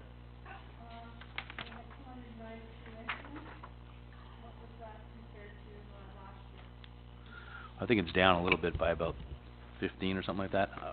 Chief, do you want to come up? Was it 316? I only know because... That was the number you chose. No, it wasn't the one. I think it was actually just slightly more, but not, it was 289, I think, last year. So we are quite, actually we're quite a bit ahead this year. Until the last month. Yeah, and even this month has continued quite a bit more than usual. So it's 292 last year. We had 24 fires. 16 occasions when we arrived on scene ahead of a fire beginning, so we were able to prevent a fire. 17 occasions when we responded to a burning complaint, which might have led to cost recovery process. And 66 alarm calls, false or otherwise. Just further on that, Chief, the number of fires that we had in the last 2 months was quite alarming because we haven't had that many, thank goodness. Is there anything that, any one thing that is causing this, or is it just a fluke and they're all happening at once? Well, the timing was random, but in every case it's a human cause, either by lack of attention or intentional. Like there is no other reason other than a human cause. So in any of those cases, when you go in to do a fire, you check that they have working alarms? Right. So yes, we have a policy. Every residence that we enter into, for whatever the nature of the call, we check for smoke alarms and CO alarms. If we never leave a residence unprotected, so we can supply them to the occupants if necessary. And then we do have follow-up with landlords and tenants. They each have a mutual responsibility. The fire code interprets the owner to be both in most cases, not just the actual property owner. But so we're working now to try and ramp up some of our enforcement in light of some recent events. But another thing to consider, though, even though there's been some, recent fires that have happened close to us that have led to fire deaths, that the actual numbers in the province don't seem to get better. It's always around 100 per year fire deaths in the province. So do we charge, if you go into a fire and there's no working alarms, do we charge the owner of the home or, the owner of the home? We have not. We have an option. We can write a ticket. An officer could write a ticket for, like a traffic ticket, basically, for each, detector that's not working. We can proceed under the Act to lay charges under the Fire Prevention Act, and we need the Crown Attorney to assist us with that. And we haven't engaged in either of those. We just are, up until now, we've been mainly concerned with making sure the property is safe. And, but we're reevaluating that. And one of our primary concerns is, for the most part, it's senior citizens that aren't looking after their own properties, and we just we don't realize we don't know that they're not safe until we're there when we attend, and we make it right while we're there. So that's been our policy up until now. When you look at revamping your policy, it'll come forward to us? Well, absolutely. Okay. Yeah, I'm sure you'll hear about it. Yeah. No, thank you. Councillor Bart, did you have a question? Thanks, Chief. How many structure fires have you had, since the increase? Like, I know you have, like, a certain amount, but it's been pretty crazy in terms of structure fires in the last 3 months or so. In November, for sure. Yeah, November and December. I think we had 6, and we've had 1 already this year, Councillor Malloy's neighborhood. And there's no, we had several, we had 4 in April. There's no apparent rhyme or reason for the timing of them. They just seem to happen. Okay. And that, again, was human error for the most part, most of us? Well, when I say human error, it could be like inattentive cooking, or it could be the failure to maintain your heating appliances or your cooking appliances. It could be undertaking some activity in a shop or something that's unsafe. But it always leads to somebody not paying attention to what they're doing. Okay. Okay. The chief's worked on our emergency plan. We've submitted that. We've done some emergency training as well. We have new recruits back in June, 6 new ones, and I think we've got some more coming down the pipe. Any other questions of fire? No? You do a great job. They do a wonderful job. Planning. Are there any questions? There's quite a list here of things that are on the go. I guess the big concerns are always Fort Victoria. Where's that at? Can we go down them? You want to go down the list, each one? Yeah. Okay. Brian, Brian, do you want to come up, please? and what he can't, I can. Okay. So, I have some questions. Can I just, Go ahead, Mayor O'Connor. on Michael Smith, 241 Reach Street, we've been waiting, since August now for him to proceed. We haven't heard anything back from him? I can answer that. Can you put the mic on too, Brian, please? Thank you. He had a pre-con, but the thing is, he has to work now through all of the items that have come from the pre-con. So it is pretty common that we wouldn't hear back by now.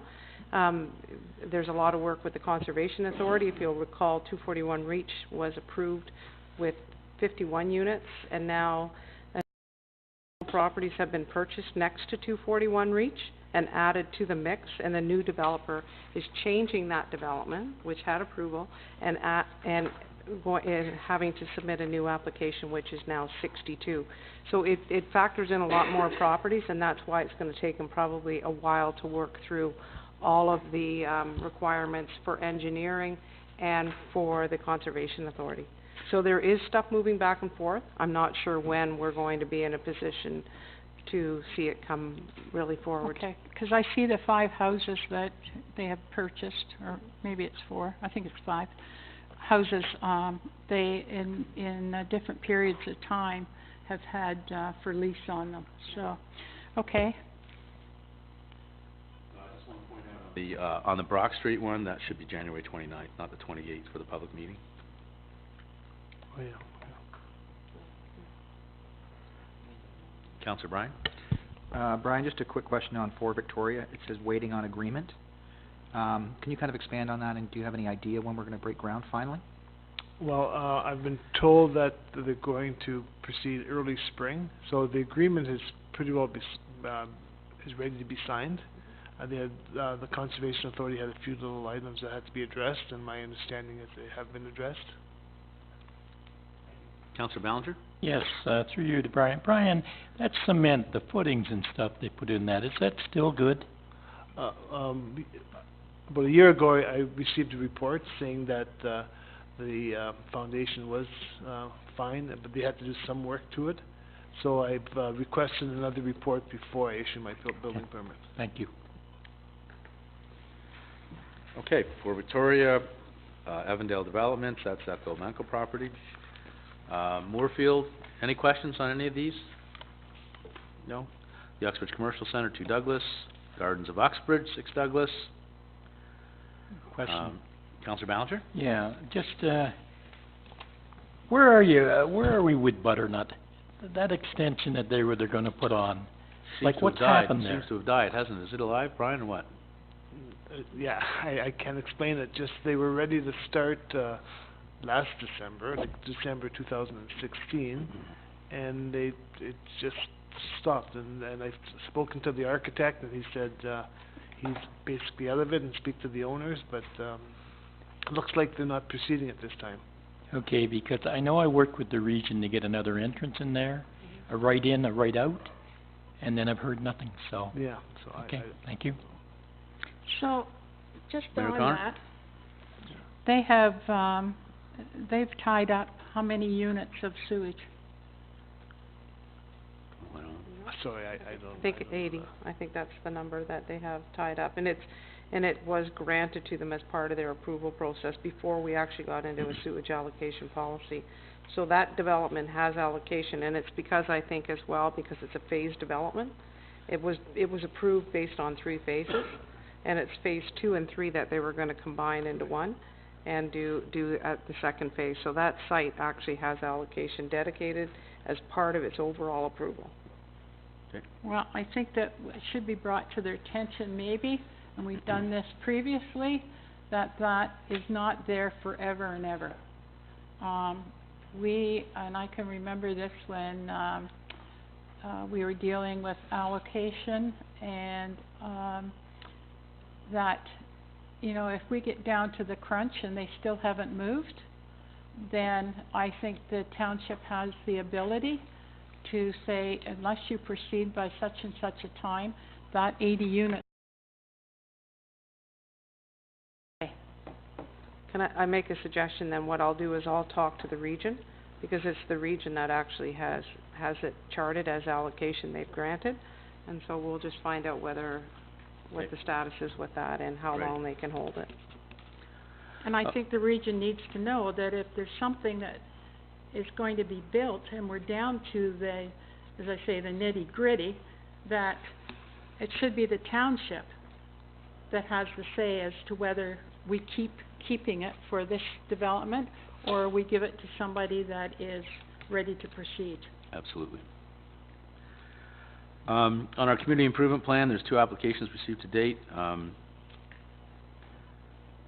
Doesn't matter who they are, I guess. And these are additions to our existing operations. You can see the information. Is there anything there, starting with Heritage Restorations, Guycan, On Steel? Any questions on any of those? Have we heard anything more from Hans Steel? All I can say is that Hans Steel, and it's basically what was identified when that Committee of Adjustment application came forward. We talked about lot coverage, and it has been flagged through engineering that there are requirements, because that property, they're just outside of the source water protection area, but there's ground infiltration numbers, which which I mentioned when you were dealing with that Committee of Adjustment application. So that's where it's stalled right now. Not stalled, but it's up to their consultant to be able to prove that that development can actually work, given the size of it. Okay. Planning application submitted, Bestway Deluxe, Gabriel, Grand Mac. Any questions on any of those? Gabriel? Yeah. Waiting for zoning to be passed. Can you give me the status on that? Brian? Planning application submitted, well, yeah, so we're still, they're still going through the review of the application. Still in So review? I, Okay. I'm not sure exactly what items are outstanding, but I'll have to follow up on that. Okay. Okay, the big one, next is the Brock Street Culvert Project. I know we've got some. Sorry, can Oh, I you- go, go ahead, just on go the ahead. Grand Map construction? Okay. It's not approved to date, what are we waiting for?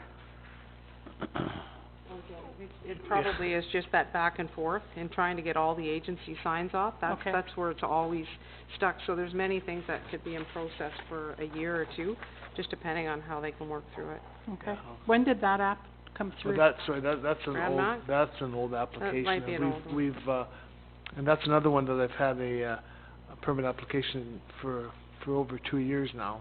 Oh, Let them know that they have to getting in the paperwork. We're waiting for reports, as Ingrid mentioned, that haven't been received, so that's why it's on hold. so if they're not, I guess where my concern is that we know that we're almost out of land in this industrial subdivision. Agenda one. So But yeah. they own it, but I understand that. What I'm suggesting is, if we could find out whether in fact they're going to proceed, or have they gone to another location, or whatever, there are people that want to be in that industrial subdivision that we could maybe pass their name on to them if they're not going to proceed. Okay. Brock Street Culvert. I guess my only comment is timeline's July, I mean, it's a year. I never thought it was that long according to the construction timeline, but anyway. Questions of Ben regarding the culvert? I know that we've done a good job trying to get our message out, trying to work with the businesses downtown and people affected by the culvert, and I think they're doing a good job. We hired somebody to deal with that, Mike Wilson. Any other questions of Ben regarding the culvert? Councillor Hyatt? Not that I'm trying to be the voice of doom, but is there anything that could possibly come from AECOM that would push this project back even further than it's already anticipated? I don't believe so. Like if they find, who knows, down below. It's, the only thing that might Arrows. the only thing that might be an issue are Department of Fisheries and Oceans and the M&R permits. They've already met with the Conservation Authority. Okay. So we're after them every week. Meeting with them again. We're meeting with them again on Friday. So. No, AECOM. That's their job to meet with them. Councillor Ballinger? So your best guess, Ben, right now, and the public asked is, when do you anticipate to start the project? June, 1st of July. Thank you. Any other questions? That'll be part of the project. The reasoning behind that is we thought about it. We thought about taking them down before the construction of the culvert, but then you get into if there's an issue with either of the buildings, either side, at the end of the job, then you get into, well, it wasn't me putting the culvert in, it was the other contractor who did the demolition, and it's just better to have it all under one contract.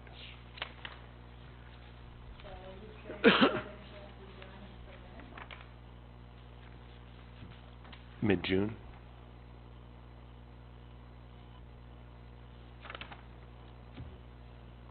Any other questions on the culvert?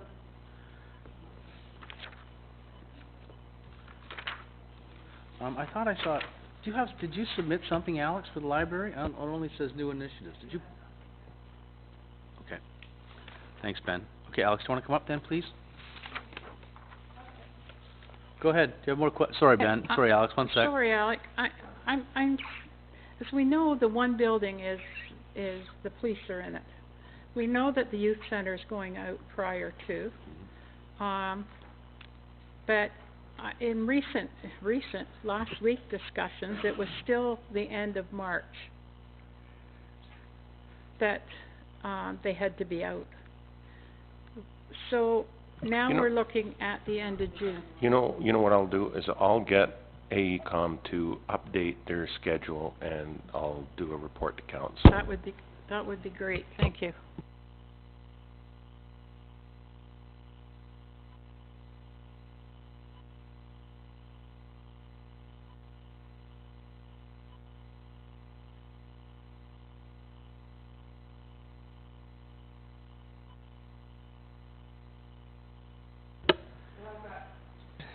I have great news.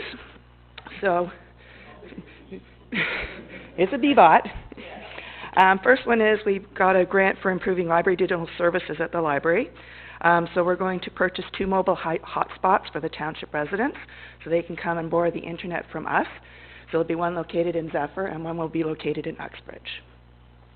And we're hoping to unveil that at the beginning of February. We just need a couple of new policies put into place before that. Sorry, I don't get that. They already have Wi-Fi though, right?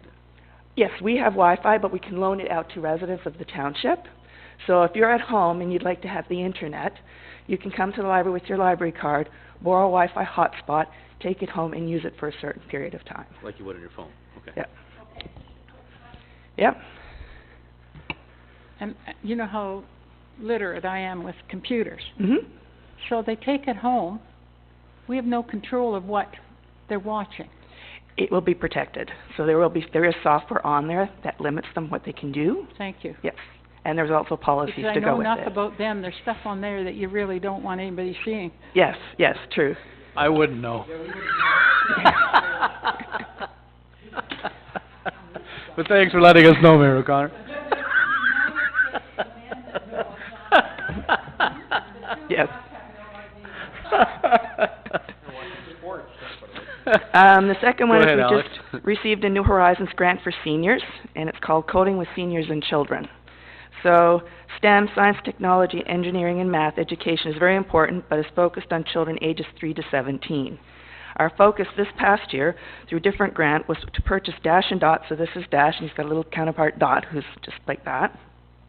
Sphero, a set of B-Bots, a set of Cublets, which I don't have, and some Ozobots, which are really small robots. To give their younger group a taste of the technology that is available and give them an opportunity to try simple programming. As we started to implement some of this technology, including a Lego Robotics Club, we had our students show their accomplishments to their parents, siblings, and grandparents. We noted that seniors were unfamiliar with the technology but quite impressed with what their children could accomplish. The gap between today's young generation and seniors is significant and intimidating for some seniors. So through the New Horizons grant, we will be creating a series of workshops with seniors for them to become familiar with this technology and to be able to volunteer at various events or drop-in programs. There would be 6 kits, 1 for the instructor and 5 for the seniors, and each kit would contain an iPad, a Dash and Dot, a set of Cublets, and 2 Ozobots, and we have a full set of B-Bots from the kids that we can use for the grant. So we're planning on partnering with the seniors buildings in town. So we're going to go into them, do a 45-minute workshop. They can learn how to program. It's very basic. The B-Bot, you're just kind of pressing the buttons here to make it go in different directions. Sphero, he talks. If I can get him to talk.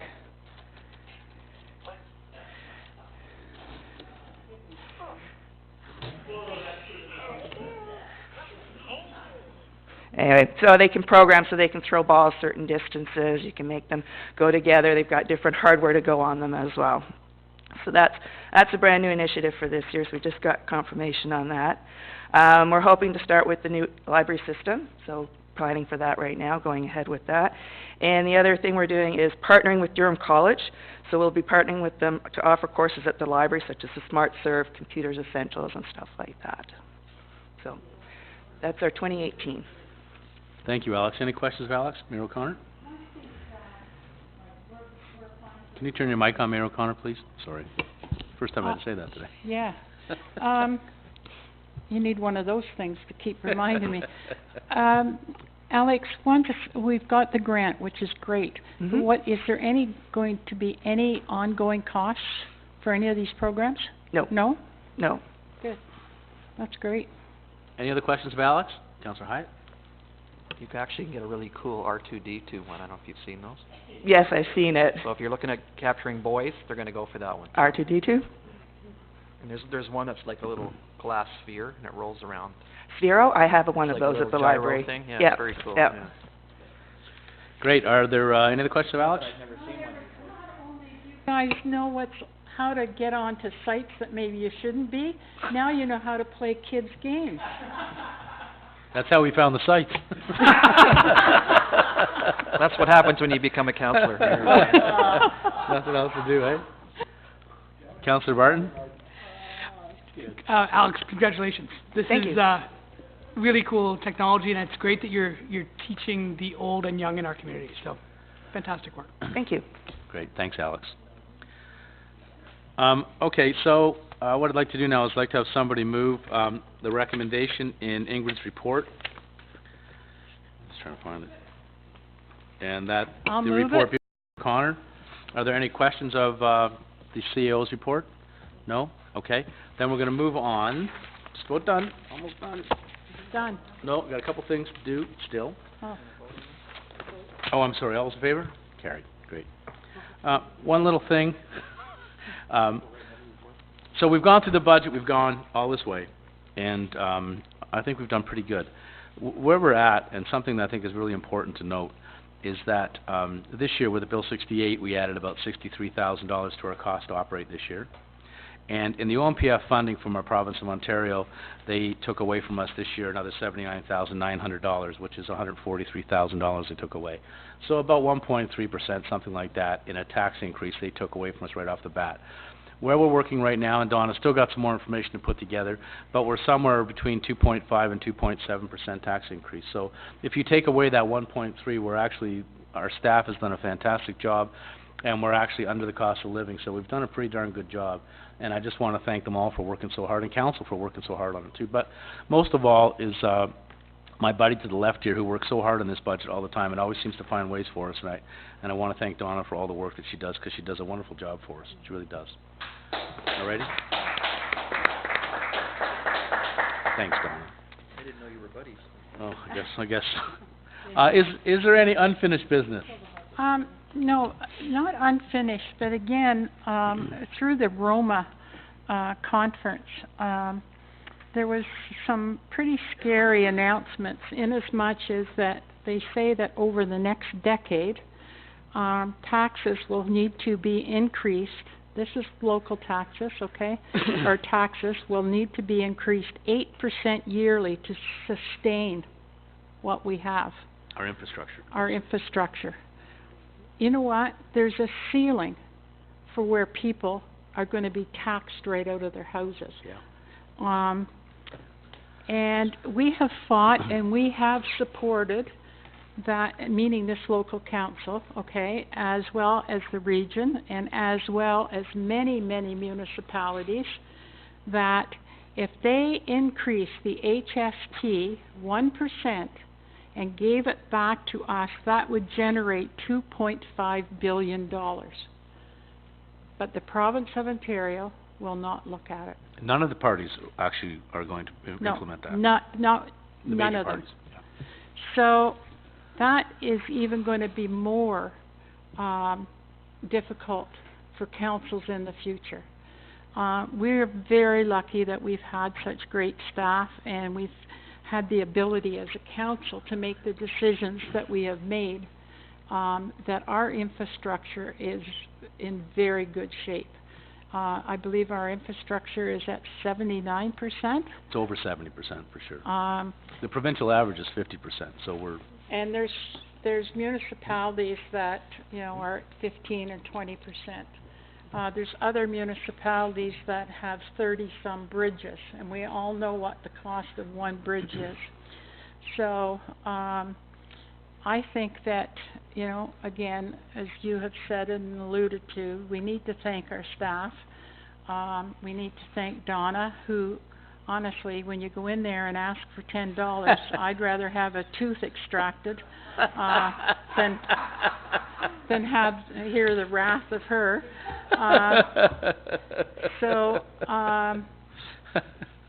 what we need to do is just be very careful of how we're moving in the future, because it's gonna be very, very challenging for us. Great.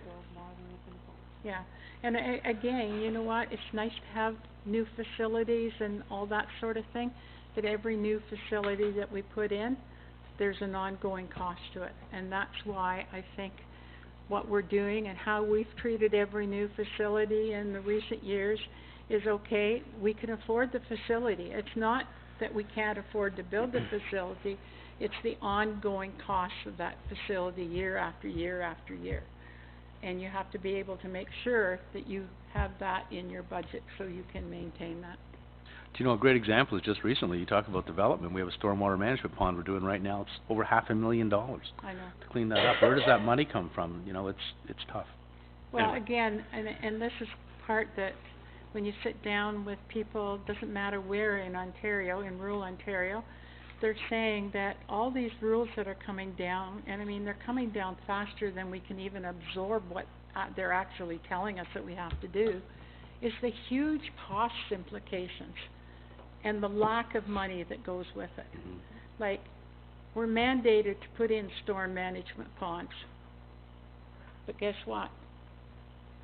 Very little dollars, if any, there to dig them out and clean them out. So 500,000 plus for Burton is 0.5%. Sorry, it's 5%. Because 1% in your budget, okay, is equal to 100,000. We got 500,000 in one clean swoop to clean a pond. So Great, thank you. that's my sermon from the Mount. From the is that what we call this? Go ahead, Councillor Hyde, had a question? No, I thought you just asked one, didn't you? Oh, okay. I just said it. Are you gonna ask questions? Oh, I will, yeah, okay. Is there any other business? Questions for the press? Moya? I just wanted to confirm the numbers that you just mentioned, for the funding. You said, Our tax increase, oh, sorry, go ahead. yeah, Bill 68 cost 69,000 more? 63,000, 63, okay. roughly. And the OMPF went down by, We lost another $79,900. I think there's only about 40,000 left for them to take from us now in the future, so we're just about done with them beating us up. And since 2012, so they've taken almost $1 million a year away from our operating budget, which is pretty substantial. wow, But they can't hurt us that much anymore. okay. Touch wood, yeah. Unless something changes. And you said that would account for about 1.3% of the... It's pretty increase? close to that, yeah. Pretty It would be close. about 1.3%, close. And just when you were talking about infrastructure, and Mayor O'Connor was mentioning that we're above 70%, what is that referring to? What they do is, in the province of Ontario, there's a $4 billion gap between what municipalities need to have done and what they're doing. And so essentially, that's where they came up with a 1% addition to the HST, which would have generated, I think, did you say 2.6? Yeah. I'm gonna get, so in the whole province of Ontario, the provincial average is about 50% of where they should be with their infrastructure. In other words, they're only taking care of half of their infrastructure. Here in Uxbridge, we're over 70%, well above the provincial average in how we're taking care of our infrastructure. So we're doing very, very well. We're keeping up with our infrastructure, we're not falling behind. Okay. That's the important note. Does that relate back to the sort of catalog that came to council earlier this year where everything was rated as very good, Yes, that very has poor? lots, yes. Okay. Our asset management plan, yeah. Asset management plan. Yeah. That's what I was trying to remember. Okay, that's it, yeah. Thank you. Yes, sir? Councillor, from the consideration list for 2018, how much of what has been accepted from this consideration, how much has been added to the budget? I think the items that we put on the table, just let me find it for you. Do you have it there, Don? Oh, it's right here. I think, the new items we added in 2018, represented an increase to our tax levy of $135,812. $135,812. And we're funding another $92,500 from other sources, so those two together is the total that we added from our items to be considered. but 135 goes to the tax levy. Yes, 135, 812. And when you started this process a couple of weeks ago, you said at the start of that residents were looking at a 2.29% tax increase plus the 1% Yes, asset management. that's correct. Okay, what's the... Now we're somewhere between 2.5 and 2.7, and Donna's gonna have to work out the number exactly. I don't know what it is because we got some new numbers today. Somewhere around 2.5 to 2.7% plus the 1% asset management. Be close to that. Okay, thank you, Councillor. And now going back to one of the items, if I may, and that's the, I don't know if this is the venue to ask this question, but on the defibrillators, and I know there's one in the front lobby here, which I look at occasionally, I would have no idea do that.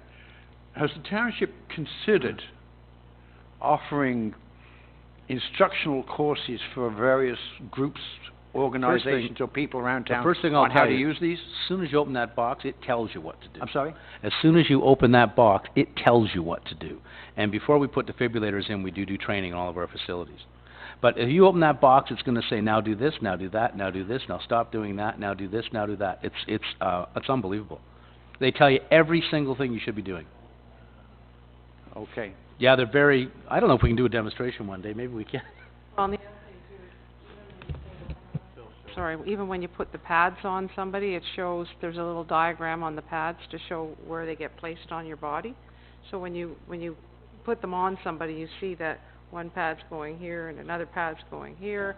The machine basically talks you through, and it says, stand back from the machine. It's really good. And then it says, okay, deliver charge now. And then we could actually, maybe bring a demo machine in. I think we have a demo, right? We could bring one in and show the press how they work if you want to see it.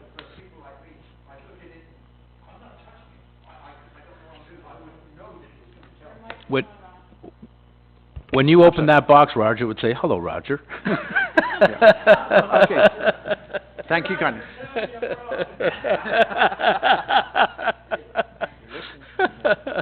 Sam, you got anything? Just a question for the mayor. At the end here, did you say the municipalities would have to raise their tax by 8% to keep up with infrastructure? Is that? What we were told is that over the next decade, property tax will need to increase by 8% yearly to sustain infrastructure. Okay? But we won't be increasing our taxes by 8% a year. Let's be clear. We're doing much better than that. No luck? Okay. So I don't remember the number, but I will give you the number per average house at 500. Sorry. If we go to the 2.6% tax increase this year, the cost per, this is a $500,000 house again, which is still very low for here. Yeah, we're here, right? Oh, this is the Uxbridge one? Okay, that would be 2.5% on a $500,000 house would be $35 a year. That's the Uxbridge portion, not the regional portion. Moya, go ahead. Sorry, that was at 2.5%. That was at 2.5, so we'll be close to that $35 a household, depending on your house. I mean, that's for a $500,000 house. I know there's not a lot of them in town. But you're also, on top of that, it's gonna be the 1% asset management. So it'd be $49 a year with both. I'm sorry, Councillor. It would be $49. That would be the 2.5% plus the 1% asset management that we charge every year. So it comes in at 49 total. Uxbridge's portion on your tax bill per year. Moya, go ahead. Sorry, just, can you kind of just explain where the process is now? So from here, does it go back to council? Yes, well, it's gonna go to committee on January the February 5th, and then it'll go back to council on the 12th for final approval. Okay, so after the 12th, it should be? It's done, yeah. Okay, thank you. Any other questions? From the audience, there's everybody's staff except for Grant. Go ahead, Grant, you have a question? Doesn't staff have any questions for us? It's a good time to get even. All my Go tax ahead, dollars Grant. are, all my tax dollars are sitting here. Go ahead. Can you please explain why the 1% asset management increase is kept separate from the rest of the budget? We've always kept it separate because it's a 1% levy that goes directly into infrastructure. It doesn't go into the operation of the township. It's directly applied to infrastructure. We But always isn't- keep it separate. Okay, so all that stuff that we've been talking about, like Yeah. repairing roads and bridges and whatnot, that's part of- infrastructure, is it It's our not? asset management plan, yeah, that's Yeah. part of it, yeah. And so a portion of what we've been talking about over the last month or so is Right. really that 1%, and you just split it out at the end? No, the Yeah. reality is that we have to get, actually, the number is somewhere around $650,000 a year. We have to get to the point where we have $650,000 a year to keep up with our infrastructure. Yeah. And that's what the 1% goes to. Some of these other items are ongoing in the works budget all year, Yeah. every year. Yeah. This is an additional 1% that goes to doing more work on our infrastructure. Okay. So what we put in last year's 1% is reflected this year in Ben's budget. So we continue to add 1%. Okay, all right, all right. Well, one other thing in here, the mayor was expressing some concern about all the downloaded costs that we're now incurring, and council is always very, very concerned about that. We've got a provincial election coming up shortly. In one succinct question, what question do I ask the candidates that best reflects council's concern about downloaded costs? How can I drive that message home? Yeah, I only get one question of any candidate, as we well know. I would ask them how they're going to operate their province the same way we operate our municipality. We don't budget deficits, and we spend our money wisely. I think they should take a shot at that for a little while. Not budget, deficits. Yeah, I know, yeah. And they do constantly. So what they're telling us is don't do what we do. Yeah. I mean, thank goodness that's there, because that, I would be afraid to live in a municipality that didn't have that sort of. Is there one policy that the province has enacted recently that ought to be reviewed? Yeah, the municipal fund. The OMPF funding, which I talked about earlier, which costs us about $1 million, it's one thing, and we have already spoke to candidates and the province of Ontario about this on numerous times, is that the OMPF funding is based on urban and rural population. And as soon as you go over the 50% of your population becomes urban, you lose the OMPF funding, which was $1.2 million to us in 2012. The stupid thing about that is, 49% you get the $1.2 million. If you're at 51, you lose it. It should have been a graduated fund. It should never have had a line in the sand like that. That was not well planned. Well, apart from the fact they're trying to encourage densification, which means we need to build here. My point is, though, it should be gradual. Just because Yeah. you go over by 0.5%, it shouldn't mean you lose $1.2 million. Oh, I absolutely. For example, Scugog, for example, gets about $1.3 million more than we get a year on the OMPF funding, and they're very close to the 50. But there again, when you look at Scugog's, when they show their urban center, do you have any idea where their urban center might go? No, I don't. Because I was shocked. Yeah. Their urban center comes out to Manchester. So they take in that population as part of their urban, which to me that is no more urban than Yeah. suggesting that Siloam is urban. And therefore they qualify for the money and we don't. So the larger the urban, I go back, Worked I'm on sorry. population, I believe. So when the urban population pops up, you get this grant. Yes. It's one component. The grant actually has 3 components. There's a northern one, there's this one, and there's a basic one. We still do get and still will get about $400,000 a year from them. And one, sort of, that's a giveaway to every municipality. So we didn't qualify for the northern one. The one in the middle is the one that we lost. Okay.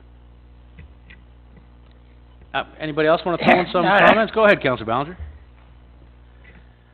My question, Grant, would be, when is this beautiful province gonna start help funding social housing? In the region of Durham, there's 6,700 people on a waiting list. And I don't think there's that many places, are there? Wasn't that the stat I saw? There's almost as many on the list as there are places. Yeah. Ridiculous. Only province that doesn't fund. Anybody else have a message? No? Councillor Hyde, go ahead. Just a comment, I don't know if it's a question you could ask them, Grant, is if you're financially responsible, in other words, you keep your house in order, you budget properly as we have done for many years, we get penalized for that. In other words, if we're, going to hell in a handbag, so to be reckless sometimes guarantees you funding, whereas if you're fiscally responsible, you don't always get the same kind of respect, I guess is the word. Kinda like too big to fail? Yeah, it's, when you're in financial difficulties, they always seem to have money to bail out some of these, communities. And yet, when we're physically responsible and fiscally responsible rather, we get penalized. Yeah. So, how do you answer that? I don't know. Thank you. Thanks, Grant. No other questions? I guess we're done. Motion to adjourn. Have I done everything I was supposed to do? So I've done everything I was supposed to do, Debbie? I think I have, eh? Good. Moved by Councilor Ballinger, motion to adjourn. All those in favor? Carried. Good. Thank you, everyone.